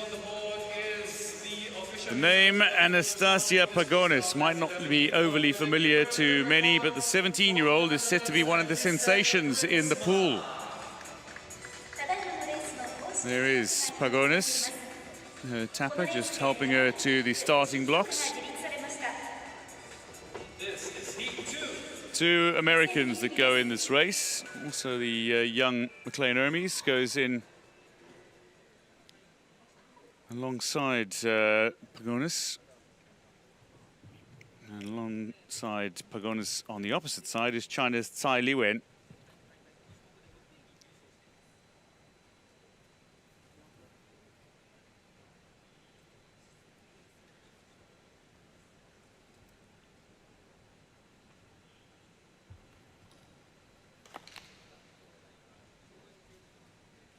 Platonova of Slovakia will go in lane 6. Anastasia Shevchenko goes in 2 for RPC. So Shevchenko, Hermes, Pagonis, Tsai and Bladanova. Hermes, a former world champion in the women's 400 free. It's hard to think, 20 years old and you're a former world champion. Prodigious swimmers in their teenage years. Getting underway is the women's 400-meter freestyle S11 second heat of 2, with 5 swimmers going for a place in the final. Best start from Shevchenko, who uses her underwater somewhat, but is and made her way into the lane rope on the far side, her right, as she's swimming towards the wall, and just straying a little from side to side in the lane rope is the McLean Hermes. Anastasia Pagonis. She wants to take it out hard, and she is the first to touch at 50, 33.86. Here's Pagonis. She's already going out hard, and she's just a beautiful, very controlled swimmer. One of the things that makes a difference with Anastasia Pagonis is that she started to swim before she lost full eyesight, and that gives her better control, a better sense of where she is in the water at any time. It helps with her technique and her stroke, because she's able, before she loses complete vision, to see what the stroke is supposed to look like and how she can be efficient. She's hovering the lane, but she's not in the lane, which helps her keep straight. And, it reduces the extra distance. We saw it with Breaststroke that she sometimes goes into the lane, and that adds extra distance every time she swims. But Pagonis, she's going very, very straight and very consistent. And that's what has been key to her setting the fastest time of 2021 at the US Paralympic Trials in Minneapolis in June. She posted the quickest time of the year, and she's hoping that she can post something similar She is. And Pagonis, one of the things about her is she has a huge online presence with her Instagram, and she's just trying to show people what it's like to live in the modern day world being blind, and how it's cool and how it's okay to be blind and what else you can do. And she loves posting new sites. I'd imagine that there's a lot in there right now from these Paralympic Games. There is plenty on social media, I have no doubt. The Tokyo 2020 slogan, United by Emotion, and there's been plenty of emotion following the opening day of competition in the pool here at the Tokyo Aquatic Center. So it is Anastasia Pagonis, and then almost 15 meters at least to go back to her, just judging by where she is in the pool compared to some of the markings of the in the pool. She is building a phenomenal lead here and sending out a message of her own. Tsai Lee-Wen, who finished 6th in the final in London in the World Championships, looks to be good in lane 5 at the moment, currently lying 2nd. She'll be happy with a 5:15, a 5:10 race if she can get those sort of times behind her. She might be looking to challenge for a medal as well. Anastasia Pagonis is undoubtedly going to be one to catch, and I think this is one of the matchups that many have been waiting for, because Lisette Breensma was a 16-year-old, relatively unknown talent who had the ability to win gold, and then with this expectation that came from Europe, she managed to do that. It's similar for Pagonis at the next Games. Tokyo 2020, she's almost in this sense, the Breensma of Rio. She is, and look at her right now. I mean, she may actually set a world record during this preliminary swim, and she doesn't even appear to be working that hard. She looks like she's very even each of her strokes. She's breathing every stroke, but now she's heading into the final 100. We'll see if she even turns on her legs at all. 3:44.11. Okay, so and one more 100. Here come the legs. But I think she's got enough to go even faster tonight, so it should be an excellent race. It should be. And we know Breensma is very capable of going significantly faster, but Pagonis is making it known to all comers that she is going to be one to catch. How about this from Anastasia Pagonis? My word, is she showing everybody what she's capable of doing and how impressively she's doing it. She was a good 3 seconds faster than Breensma over the first 300. Here she is. Breensma took her foot off the gas in the final 100 as well. She did, 4:22.38 heading into the last 50. And, she's well ahead of world record pace. And this is just the preliminary swim. Well, this is turning out to be something quite special from Anastasia Pagonis. She came in as the unknown talent, somebody who was set to do something special. And the US para swimmer looks like she is really set to do something special here. Vision impaired, but man, she is not just creating ripples, she is creating waves in the pool here. She comes home to smash the world record at 2:58.40, the first swimmer to go sub-5. She goes 4:58.40. She's just heard she's broken the world record by some margin. 4:58.40 seconds. She is celebrating her world record before half the pool has turned at the 3:50. That is how dominant a display this was. Breensma, the defending champion, posts a Paralympic record. Pagonis says, I'll do one better, posts a world record to win her heat. This is going to be a sensational final. But that was a message of intent, and it has been heard loud and clear across the world from Anastasia Pagonis. Wow. Second from Tsai Lee-Wen, a 5:25 for her. Shevchenko touched third quickest, 5:37. Coming to the wall with a 5:38 was the former world champion Hermes of the United States, and Blatanova now touches in 5:49.16. But sub 5 minutes. 4:58.40, world record in the preliminaries. From the moment she got off the block, there was nobody around her that could even challenge her. She comes up quickly. Her first 50, here she is. Look at how straight she is in comparison to the other swimmers. She comes off right into the streamline. She hugs the lane without actually going into it, which helps keep her straight, because otherwise she has no idea where she is with those blackened goggles in the middle of the pool with no one to the left or to the right. And here she is coming into the finish. Beautiful finish. She actually glides into the wall. I do think she's going to be faster tonight. Oh, I have no doubt she is going to be faster tonight. Breastroke realizes that she is going to need to be faster tonight. She has swum time sub 5 minutes before, but they have not been ratified. This is going to be a world record.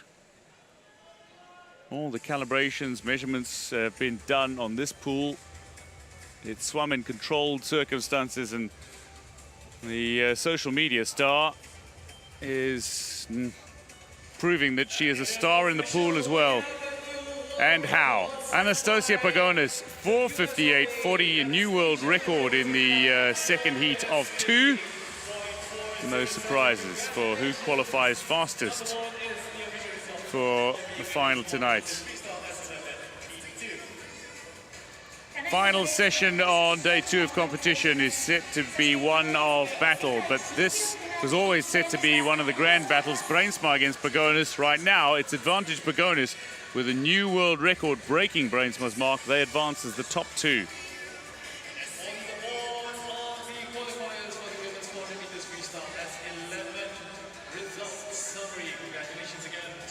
The heats of the women's 100-meter breaststroke, SB9, are next. And again, more than just a few familiar names in the pool.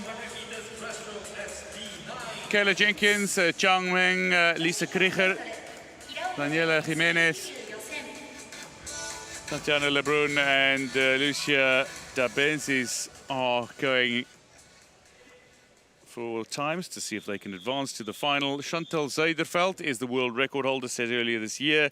Her seeding time at 1:11.95. But Lisa Krieger, gold medalist at the Paralympic Games, 1:13.72 her seed time coming into this event. It'll be Lisa Krieger going in 4, who is the swimmer to watch undoubtedly from this heat. So 100-meter breaststroke SB9 classification in this women's classification. Krieger got off to a bit of a sluggish start. Jimenez very quickly off the blocks, and at the moment is managing to hold second. And it's Zhang Meng of People's Republic of China who is currently 3rd, and just coming off 4th is the Belgian Lebrun. But this is dominant from Krieger in the opening stage and looking to just secure her place in the central lane. Yeah, so you have Lisa Kruger, and then in the next heat, you'll see Zuiderveld. Zuiderveld and Kruger have a very long-standing rivalry. They're both from the same nation, which means that in almost every meet that they're competing at, the other one is there. So neither one of them can really afford to have a sluggish race. And both of them, you'll see, probably more tonight, they swim this race very differently. Typically, Kruger is not as fast in the first 50, although here, she did take it out well. So maybe she's trying to, try out a new technique in order to keep up with Zuiderveld for tonight. Well, she's the defending champion, and she will be wanting to lay down the marker that says, I am here, and I'm going to complete my successful defense of the title that I won 5 years ago. Krieger sets a new Paralympic record on her way to the final. 1:13.83, a new Paralympic record, takes effectively 1.5 seconds off her previous mark, with Jimenez, who got off to a really good start, managing to hold on for second over Chang Meng. 4th, Michaela Jenkins, just outside the top 3, but we'll be watching the clock at 1:24.89 to see if she advances time-wise. Jimenez looks very happy with her time.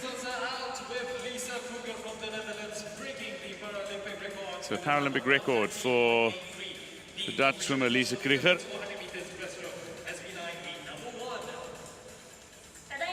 But yes, the rivalry between Krieger and Zuiderveld has become a rather intense one. Here she is coming off the block. She goes right out to the front. She had a good underwater pull, and you see how much power she generates in each stroke. She's way up high out of the water, and then she just darts forward. She reaches for the wall here in breaststroke, and these underwater pullouts are key because you can make up a lot of time in the breaststroke. And here she is coming into the finish. And she just reaches for the wall each time. She has a very, very powerful stroke, which is hard because she's got that right arm impairment, so it's very hard to stay balanced.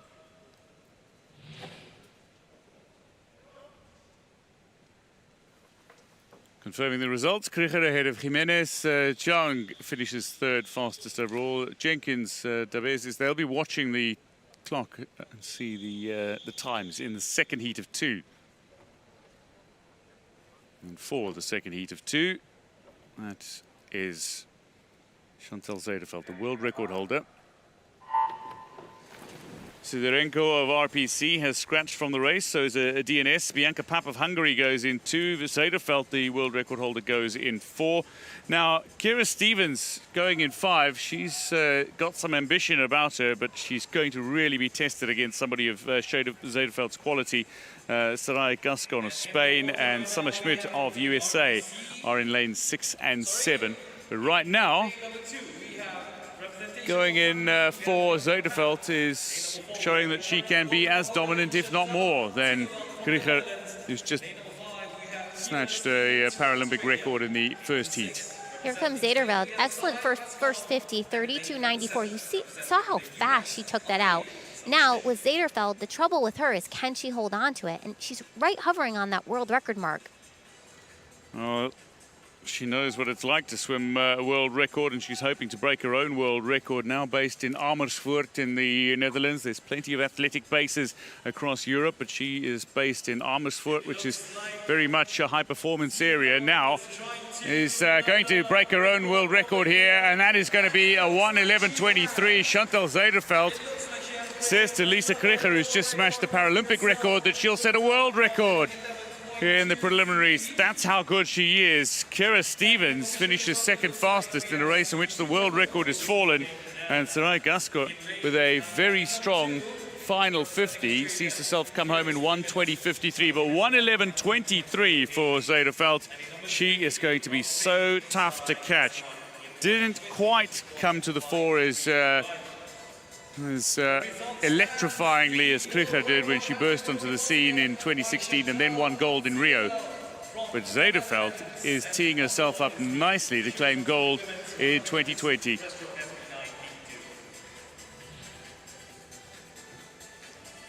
Here's Zederveld. Very, very fast off the blocks, and in that first 50, she went out hard, 32.94. You know, she saw Lisa Kruger. She was probably waiting there in the ready room, set that new Paralympic record, and then she came back even stronger. You don't always see swimmers go out so fast in the preliminaries, especially when there's only 2 heats. But, you know, both Zederveld and Kruger, excellent morning swims with a Paralympic and a world record, respectively. Well, we've been spoiled when it comes to swimmers impressing. And Chantal Zederveld has done her part. She's broken her own world record by effectively half a second as she came home in 1:11.23. She will qualify quickest, unsurprisingly, will Chantal Zederveld, but it is about Dutch delight. Will Krieger manage to upset Zederveld, or will it be for Zederveld? So many are expectant. Jimenez, that 1:18.88 means she is third fastest overall.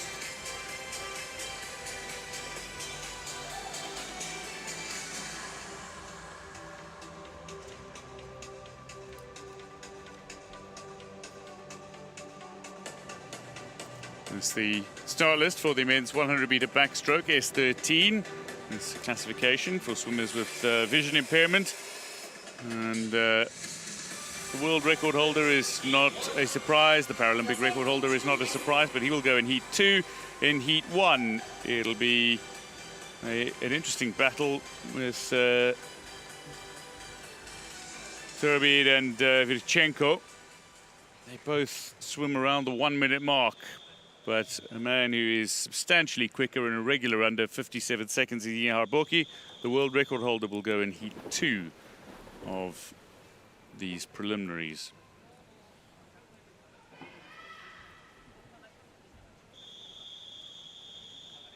Sotnikova, Karaschenko, Turbid, Virchenko, Saito and Lignos.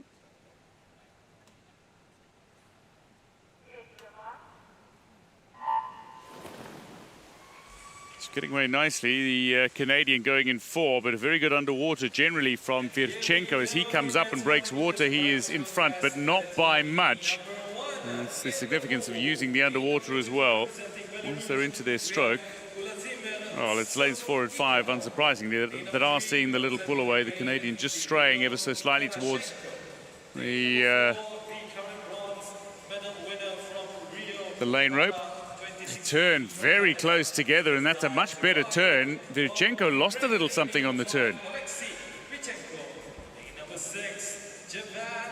Well, these two not exactly pulling away. Saito of Japan is just coming back slightly, so too is Garaschenko of Ukraine on either side of them. But it is Turbid who's going to take this to the wall. Virchenko just dropping off a little now as Saito as well comes back at him. And that'll be Turbid ahead of Virchenko, with Garaschenko finishing 3rd, and Saito touching 4th fastest.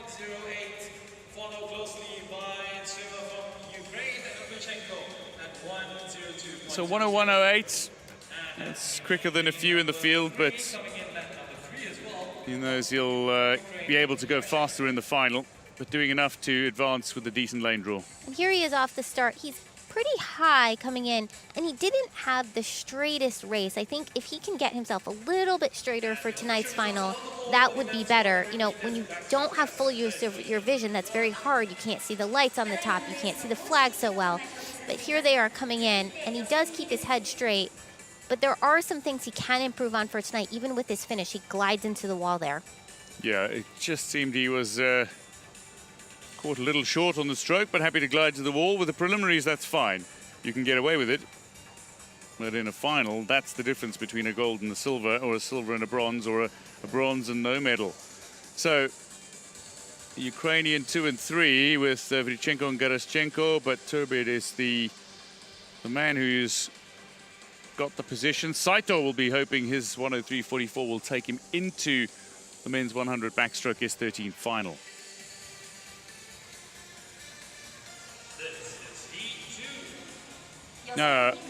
Musavar Tursankajaev, Vladimir Sotnikov, Thomas van Wanrooy, Antti Lattika and Islam Aslanov, already a medalist at these games.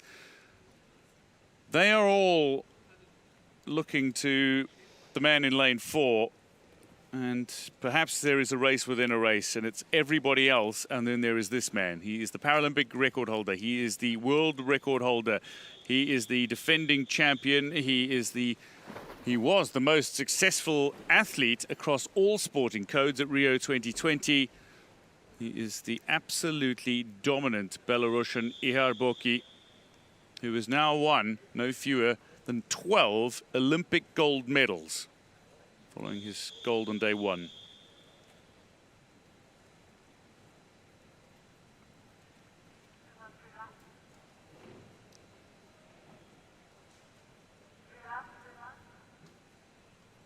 So Tursankajaev, Sotnikov, Boki, van Wanrooy, Lattika and Aslanov. He uses his start so well, crouches up and then goes off very quickly. That's a very good start as well for van Wanrooy, the Dutch swimmer. But the underwater, it doesn't matter how slow his reaction time was. Ihar Boki, in fact, a really sluggish reaction time from him. But the moment he's popped up, he's in front, and this is not even his strongest event. No, look at his stroke rate is very even. He's already out in front of the rest of the field. He doesn't even need that second 50 to establish himself. Already, he goes into the turn. Look at this underwater kick as he comes up. It is amazing how far he gets. And he spends a lot of time, but not too much time, and then he pops up with that very even, forceful stroke. He's just got such a wonderful rhythm and tempo about him. That shoulder roll is absolutely perfect. The way his hands hit the water, just glide into it, cut through it. Very little splashing about. But Ihar Boki is going to take this second heat in 57.67. and qualify by a most significant margin for the final. No other swimmer going under 1 minute, as Van Wanrooy finished second overall, 60.48, so 1 minute 0.48. Ante Latica finished just outside the top three, with a time that should see him advance. Sotnikov also posted a 102.05. And for the likes of Aslanov, who touched in a 106.52, he will not be advancing to the men's 100 backstroke S13. Here's Ihar Boki. Look how much faster he kicks than everyone else. By the time he pops up, he's already well ahead. And then his stroke, look how straight his head is. And he enters the water with his pinkies. You use the pinkies to enter first in order to minimize drag. And then he's able to time this finish perfectly. It's an absolute joy to watch in the pool is Ihar Boki. And he will be providing continued delight come final session. That I have no doubt. Ihar Boki ahead of Thomas Van Wanrooy and Vladimir Sotnikov, a 102.05. Latica should sneak into the final. So as things stand, completely dominant performance from Boki, but swimming for medals will be the likes of Van Wanrooy and Turbot. It is Saito of Japan who sneaks in with Latica of Finland, two Ukrainian swimmers represented. This is the heats for the women's 100 backstroke S13 classification.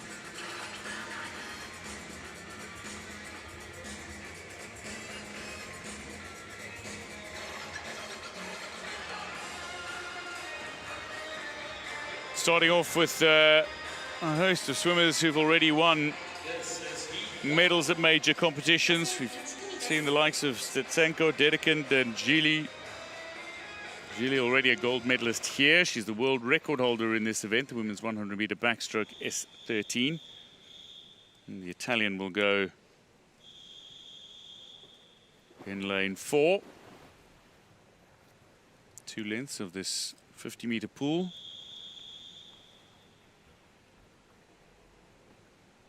Stetsenko, Dedekind, Gili, Krivchna, Ziabaletseva. Dedekind got off to a good start, the Australian, but the underwater is really good from both Gili and Ziabaletseva. Dedekind is hanging in there with Carlotta Gili going alongside her. A 105 swimmer is Gili at her best. Her world record coming in Funchal in May. She's in good form, but she looks to have a little company here. Katja Dedekind, who's looking to keep pace at least for the opening 50, and will that change at the turn?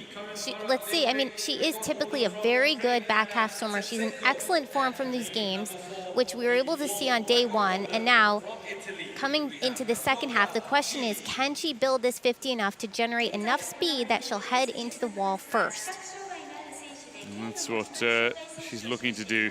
The women's 100-meter backstroke S13, it's Carlotta Gili, who was expected to put down a really strong time. Katja Dedekind is making sure that's not the case. The Australian showing a very good back end, and she's come home in Paralympic record time here is Dedekind. So the Australian shows her ability in the pool, and not to be underestimated, Katja Dedekind. The 20-year-old has just gone Paralympic record in the first of her 3 events at Tokyo 2020. So 107.38, Paralympic record in the preliminaries. A promising way to start for the Australian, who was a medalist in Rio. She finished 3rd in the final. But looking better coming into these championships, look really good, particularly in the final 50. Yeah, here she is she had a good underwater, she had a good start. She went out faster than most of us would have expected. You know, Carlotta Gili, I had thought that she was just going to take this preliminary heat, but she didn't. She went 108, which is really, she's capable of much faster. And here we go into the finish on the Australian. She has the lead and she maintains it. Excellent finish. So, Katja Dedekind will have a very proud club coach in Nathan Doyle, who coaches her at the Spartans Club from the University of the Sunshine Coast. Paralympic record to start. Carlotta Gili, already a gold medalist, finishes 108. It should be enough to see the two RPC swimmers through, unless they go 109, 110.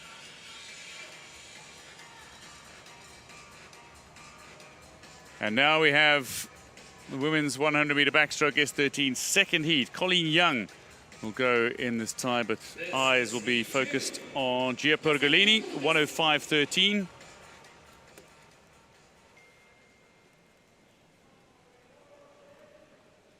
Looking to secure a gold medal come final time, but there's the formality that is the preliminaries first. And on that, a look at Spain's Edo.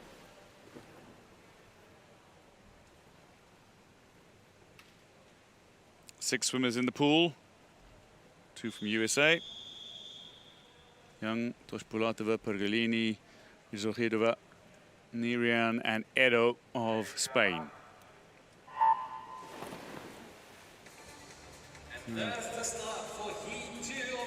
look at the underwater here of Izohidova of Uzbekistan, going along very nicely, but Gia Pergolini is into her stroke and looking like she will already be the swimmer to catch. Yeah, typically the Uzbekistan swimmer does go out very, very fast, but here Gia Pergolini, she not only went out with her, but she's beating her coming into the first 50. Gia Pergolini broke the world record earlier, but she did it at a non-World Paraswimming sanctioned meet, which means that the record doesn't actually count. So she'll be looking to best that world record here and make a very strong statement in the preliminaries. Look at how fast she's rotating and very good arm speed. Well, that's the thing, is she was among those the Paralympic newcomers like David Abrams, like Anastasia Pagonis, who went on and posted times, but in this pool now and in the preliminaries, she looks like she is going to go for the gold. The 17-year-old at her first Paralympic Games is well ahead of world record pace, and it is going to be a new world record, a 1:05.05. She has broken the world record by over 50 seconds in her first event of Tokyo 2020. A sensational swim from the Atlanta, Georgia resident. Incredible from Gia Pergolini.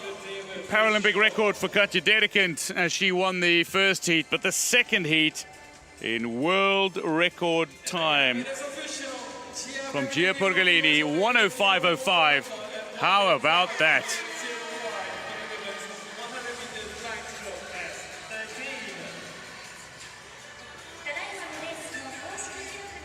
What a gutsy swim from Gia Pergolini. Here she is coming off the start very, very quick. She's got a lot of kicks with her underwater. She pops up. She goes into the first 50 ahead of anyone else. Good turn. Again, spends a lot of time underwater and really maximizes her speed there. And then she pops up. She went out in 31.33 and then came back in 33 high. Very good splits, very tight for a 100-meter backstroke, and set a new world record. Almost lost sight of the fact that Izohidova posted her 1:08, good enough for second. But my word, that is some swim.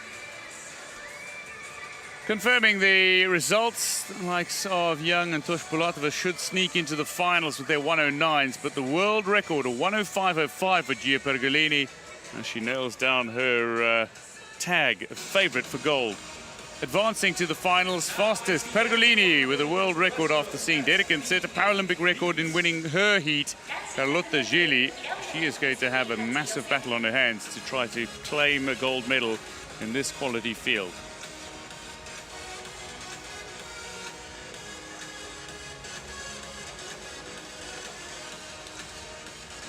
Just the heats for the men's 100-meter breaststroke, SB8. 2 heats scheduled, both full. Diogo Cancella of Portugal, Andreas Sonia, watch out for Smirnov. Salguero is always one to watch and among the fastest in the world this year. Only the world record holder, Andre Kalina, has gone faster than him.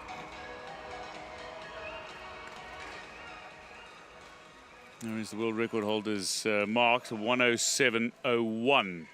Still held by Andrej Kalina. He will go in heat 2. This is heat 1 in the SB8 classification. Cancela, Oneo, Smirnov, Salguero, Almonacid, Yang, and Martinez.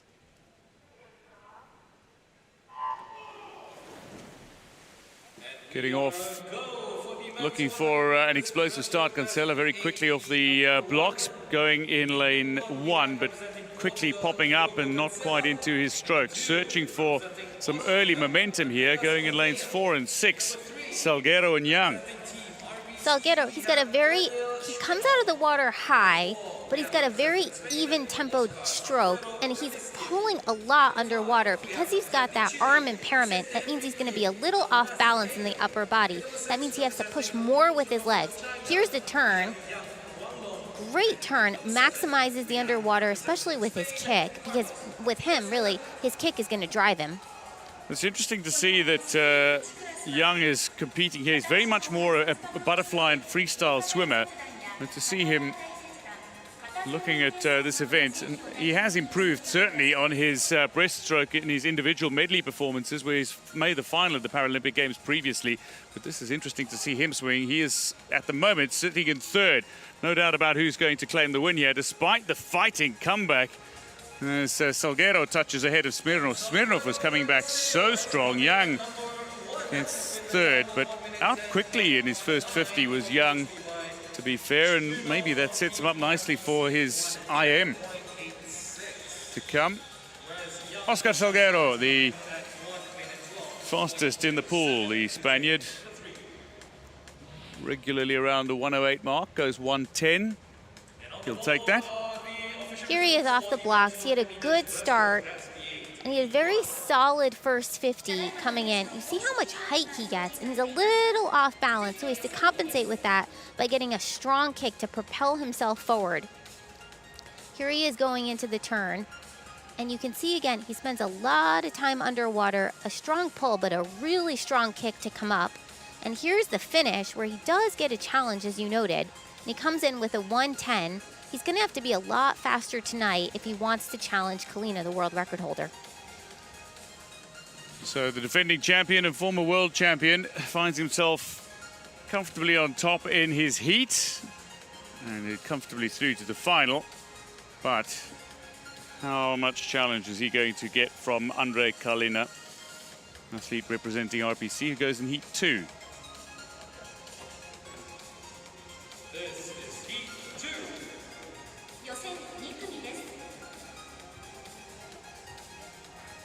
Second heat of 2 in the men's 100-meter breaststroke, SP8.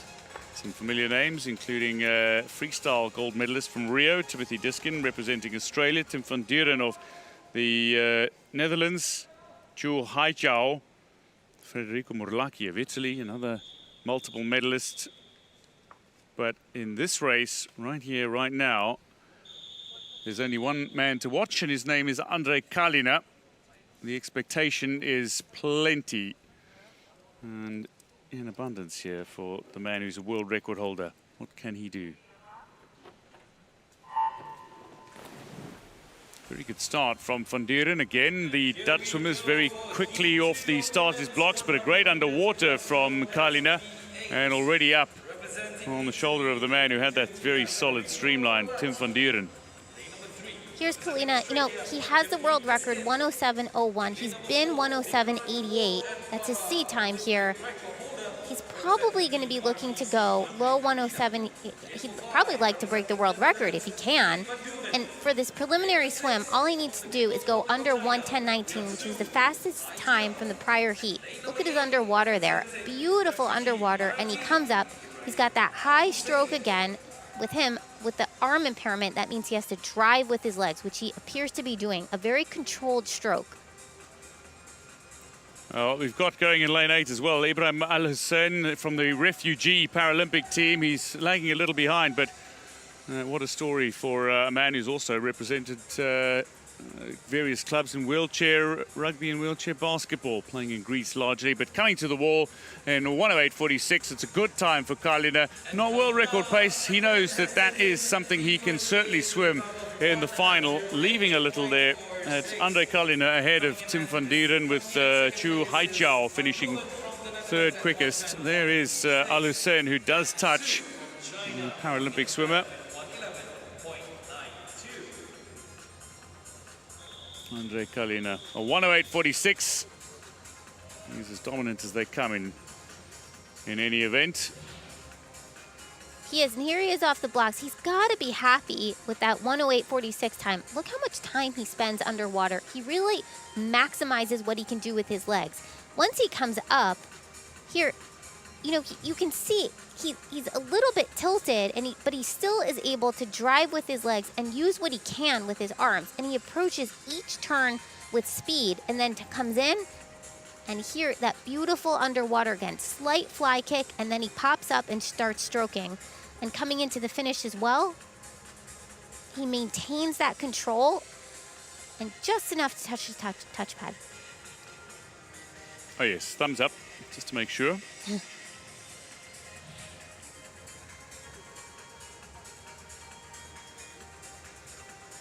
Andre Kalina ahead of Tim van Dieren as Chu Haichao goes for People's Republic of China in 3. Ladies and gents, the official results for the event's 100 meters breaststroke SB8. Confirming who advances to the final. Defending champion Oscar Salguero will have his work cut out for him against the world record holder in Andre Kalina. But what a race in prospect. Tim van Dieren, very quick off the starters blocks. That could put him in pole position for a medal as well. He'll battle Smirnov, fast finisher.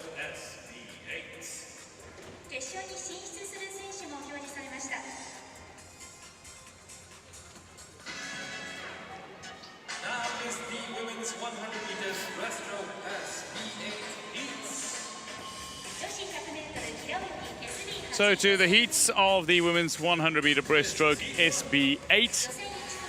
Maymay White will be going for the United States. Katarina Roxon will go for Canada. Always one to watch.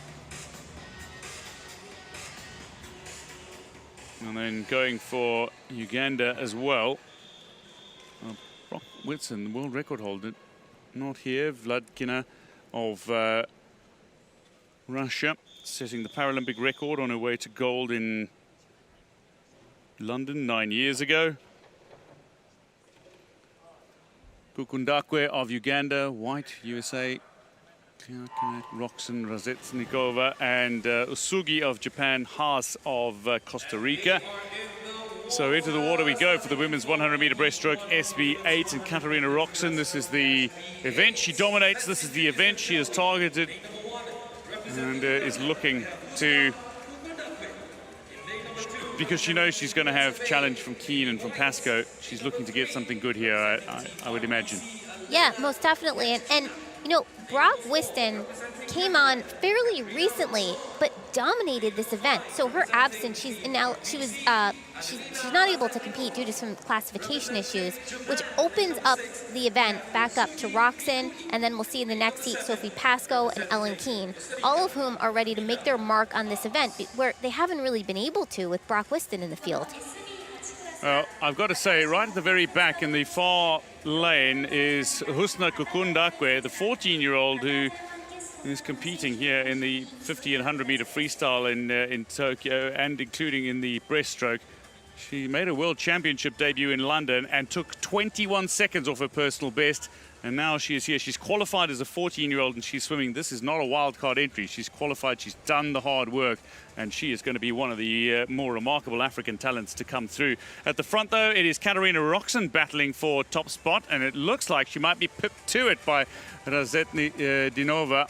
Razetnova will take the win in the first heat of 2 for this women's 100-meter breaststroke.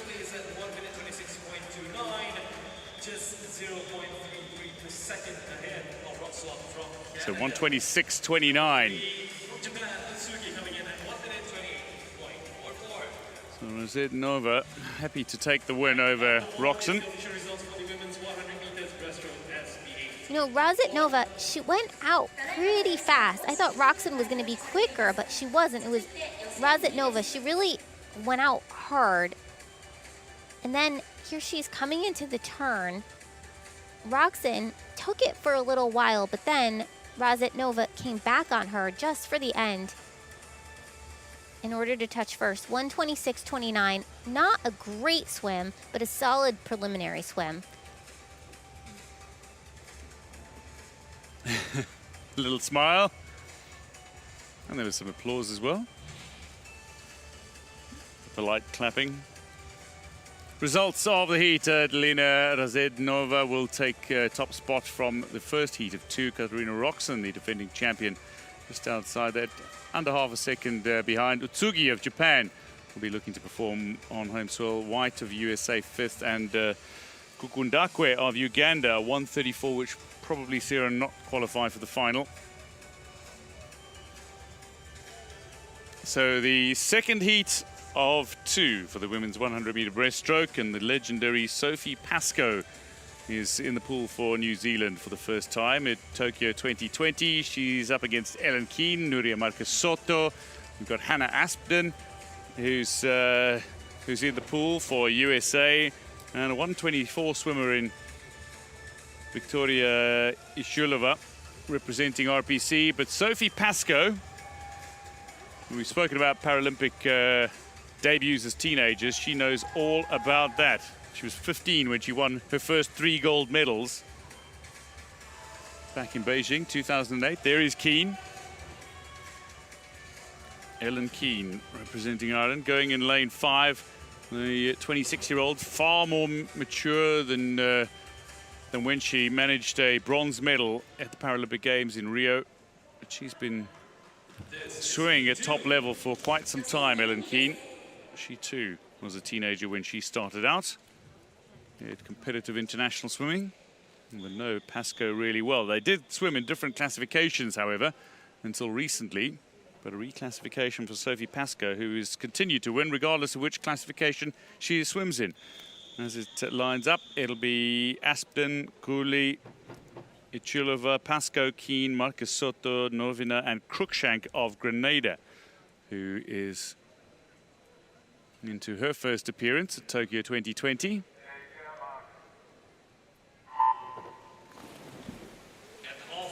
So Sophie Pascoe, what does she have in store for us? She is set to swim 5 events. Is Sophie Pascoe. You wonder if she's going to be able to pull off 5 gold medals. You would not be betting against her given her pedigree and history. She's won 9 gold medals in the pool previously at the Paralympic Games. She's hoping to make it number 10 by day 2 of the competition. Here she is. What a stroke, but Keane is on her shoulder. In there. Yeah, I mean, she's really hanging right in there with Sophie Pascoe, who's going in with a much stronger sea time than Ellen Keane. But really, you know, we talked about Brock Whiston, who dominated this breaststroke, and now you have the introduction of Sophie Pascoe. So some classification issues have really shook this event up for them. But Ellen Keane, if she can hang with Sophie Pascoe, she's a very, very good shot of setting herself up for a medal position tonight. That is exactly the case. I mean, she really is putting herself in a really good position by holding on to the shoulder of Pascoe. Is this not Pascoe at her fastest from her stroke? She's certainly just a little more languid in the way she's approaching it. Keane, there's a lot more effort in the stroke, but take nothing away from the swim. She's even trying to go for the win here in this heat. Pascoe will, no. There's no reaction from Pascoe.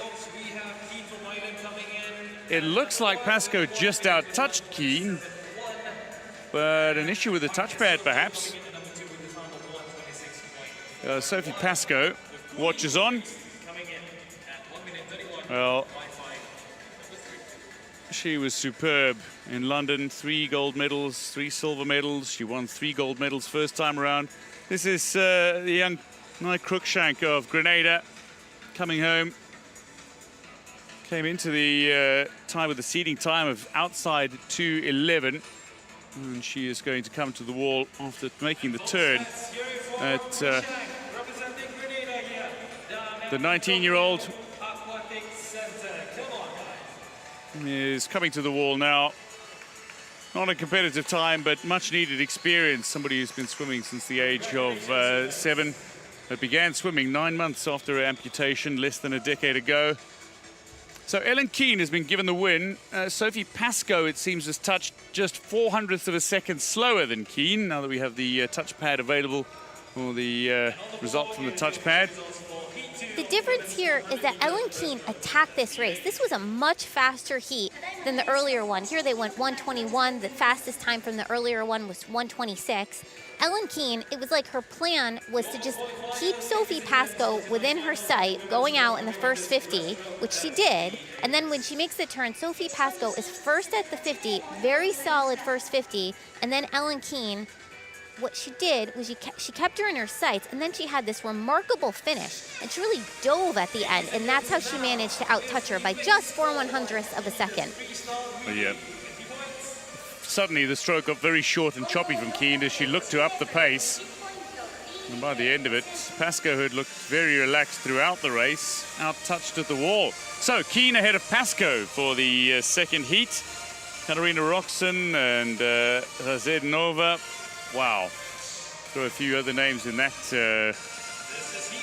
race, and suddenly things are heating up.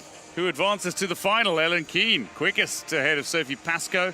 And then Razednova, Nuria Marcasoto, Katarina Roxon, Utsugi swimming for Japan as well. Not to mention Guli of Greece and Kliatchkina of RPC.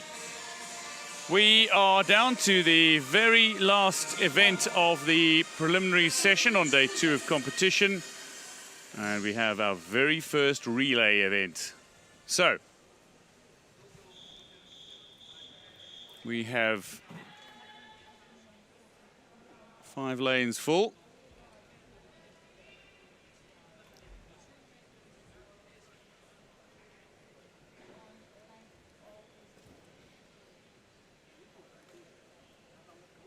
So this is the mixed 4x50 meter freestyle relay, 20 points. So combined, all the swimmers cannot number more than 20. So you can have 4 S5s if you want to keep it simple. If you have 2 S6s and an S5, you have to have an S3. These are the swimmers as they go: Great Britain, Japan, Italy, Brazil, Egypt. Now, for the swimmers here, you've also got to try to mix and match, so to speak. So nobody who's leading through 150 is guaranteed to win, even if it's a magnificent margin, because it's about getting your calculations right. And sums, they're your thing, aren't they, Deb? I mean, what you see here is really it's the number of different permutations that you can use to get to 20. So you have, it creates for a very interesting race because you have differences in genders, you have differences in classifications, you have differences in disabilities. And so, you know, here we have lane 7 touching first, way ahead of the rest of the field, but then the next swimmer goes, and you really have no idea who's entering into the water at any given point in time. And so, you know, right now, you have someone else, the Brazilians, just taking the lead. So Italy and Brazil are always fancied when it comes to these relays. They really know how to mix and match, so to speak, and know which swimmers. It really does come down to calculations if swimmers are swimming at their best, but it also, there are factors that need to be taken into consideration, including swimmers and whether or not fatigue might come into play. Going in lane 5, though, Brazil are looking really good right now as Patricia Pereira dos Santos hands over. Andrew Mullen in the pool for Great Britain after Ellie Chalice took out the team. Nakamura handed off to Hinata for Japan, and Ellie Robinson is in the pool for Great Britain. She's an S6 swimmer, but out in front it's Brazil ahead of Italy. It's dos Santos who received from D'Oliveira, who received from Tubero, and she'll be handing over to Laila Susigan, an S6 swimmer. So an S4 swimmer is not going to fall too far behind, but finishing with an S6. So too, though, Italy. And Italy, you can say now perhaps that they look to have this not quite wrapped up, but certainly ready to go. In Italy, They started off with Ariola Tremi. Ariana Talamona managed to do the second leg. Francesco Bocciardo really gave Italy the lead, despite being an S5 swimmer. And then Antonio Fantin is bringing it home for the Italians. As heat comes home now, and Italy well and truly on top at 2:25.48. So not quite close to the Chinese record of 2:18, but good enough to qualify fastest overall. Second for Brazil here, as Laila Suziganabate manages to come home. Great Britain touch for third fastest, as Will Perry hits the wall. But Italy victorious. Japan finished fourth.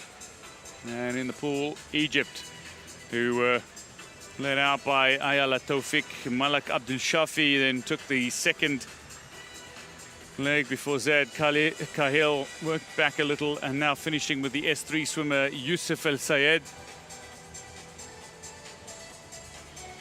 It really does come down to calculations.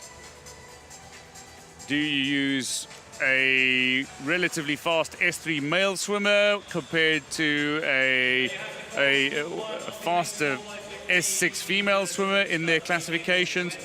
It's trying to do the maths by cross-referencing the strokes and the gender parameters with the classification parameters. Italy victorious, 2:25.48. They qualify quickest from Heat 1 for the men's 4x50 meter freestyle relay 20-point final. And here at the start, from the first 50, you have no idea who's going to take it, because the person that's out first at the 50 could be dead last by the time you're at the third 50. And you see the handoff here, a lot of in-water handoffs, since many of these swimmers are of the lower classes and they tend to start in the water, right? Like you see right here. And then it was Italy really at this third 50, that's where they took it, this final handoff coming into home. We were talking about how to balance the different classifications. Another factor you have to take into account is that for the ones, the twos, the threes, what's their level of fatigue? Because sometimes swimming multiple events over the span of 10 days can be very tiring. And so you have to also think about that when putting together your relay.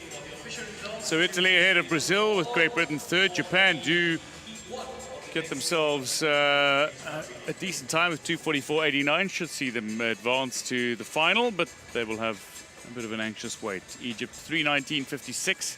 Unfortunately for them, they will be out of the final, almost guaranteed, for a slew of disqualifications in the second heat of two.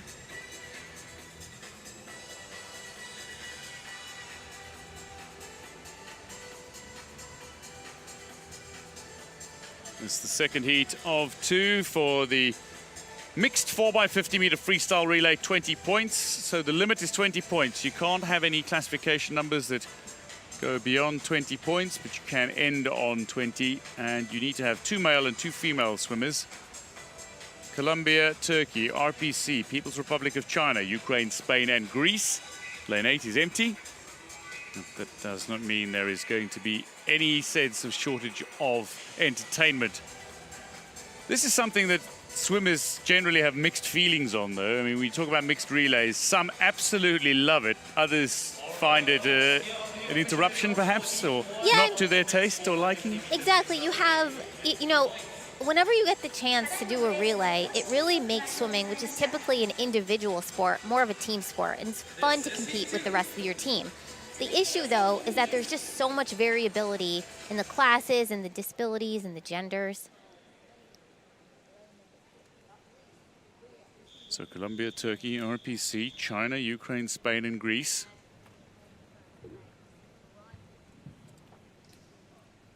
So getting ready to get matters underway.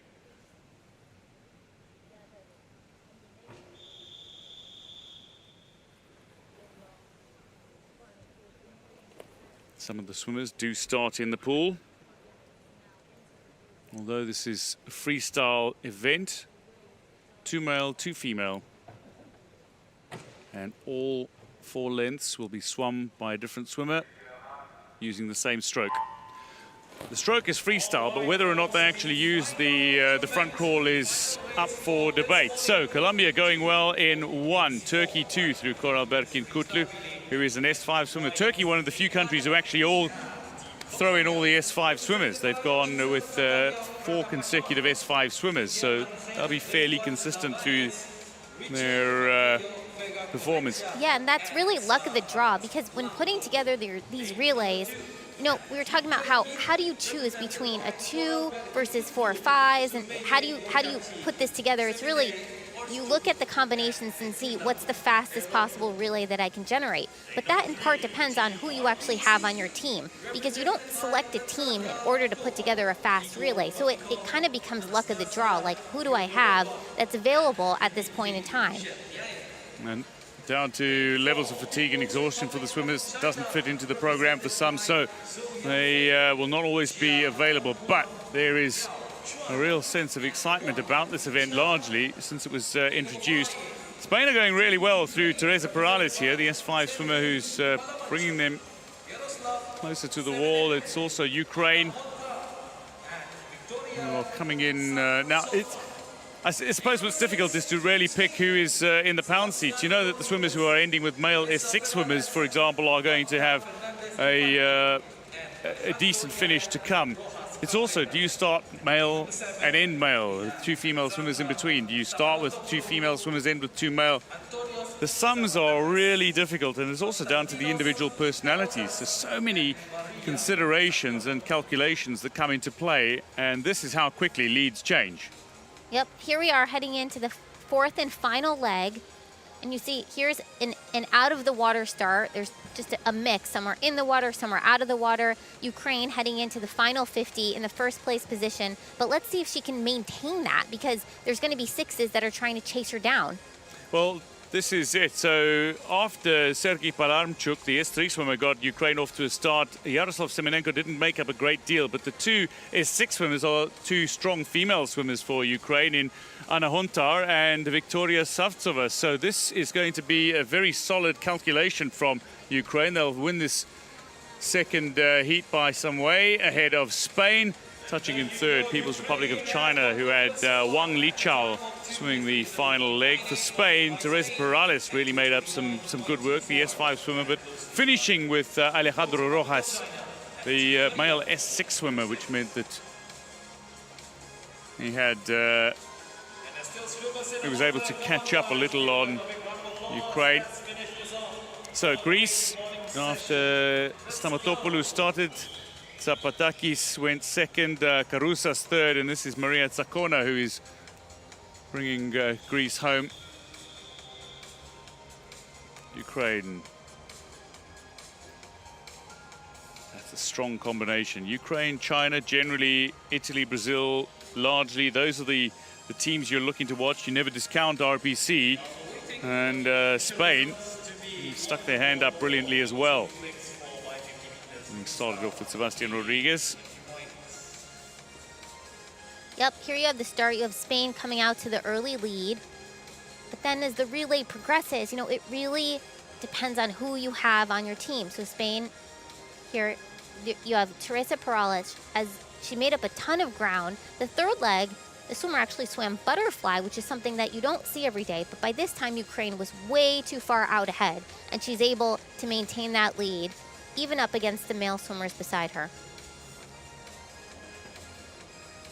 So for Ukraine, it was about finishing with high classification numbers. 2 female swimmers, they went with 2 low numbers, and they're 2 male swimmers. Ukraine, as a result, comfortably in front, but Spain were really strong in the last 2 legs. They come home second, 2:29.24. People's Republic of China third. Advancing to the final then, Italy are quickest. Ukraine, Spain, China, RPC, Brazil, Great Britain and Turkey as they go with all S5 swimmers to Turkey. They do have the luxury of being able to change that, but they would need to change that and announce it a long way before the final session gets underway on day 2 of competition. The mixed 4x50 meter freestyle relay, 20 points. The final event, there is some serious Colombian excitement going on, and we've seen a handful of quality Colombian swimmers, and they've just watched the likes of Prada, Rincon, Vega and Vargas do their bit in the pool for Colombia. The Japanese are not only the host nation, but a few of the volunteers who've also got in cheering for a swimmer or two.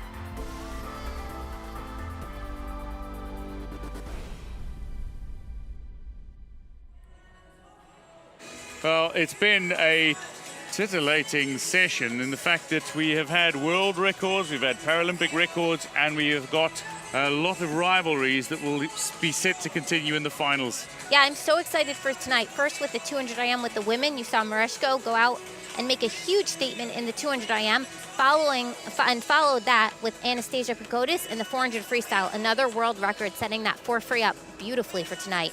I can imagine Simmons, Summers Newton going along, Elizabeth Marks, Elizabeth Mareshko has just set the world record as well in the women's 200 IM, but man, we've got some delightful swimming to come in the second session on day 2 of competition here at the Tokyo Aquatics Center. Do join us then.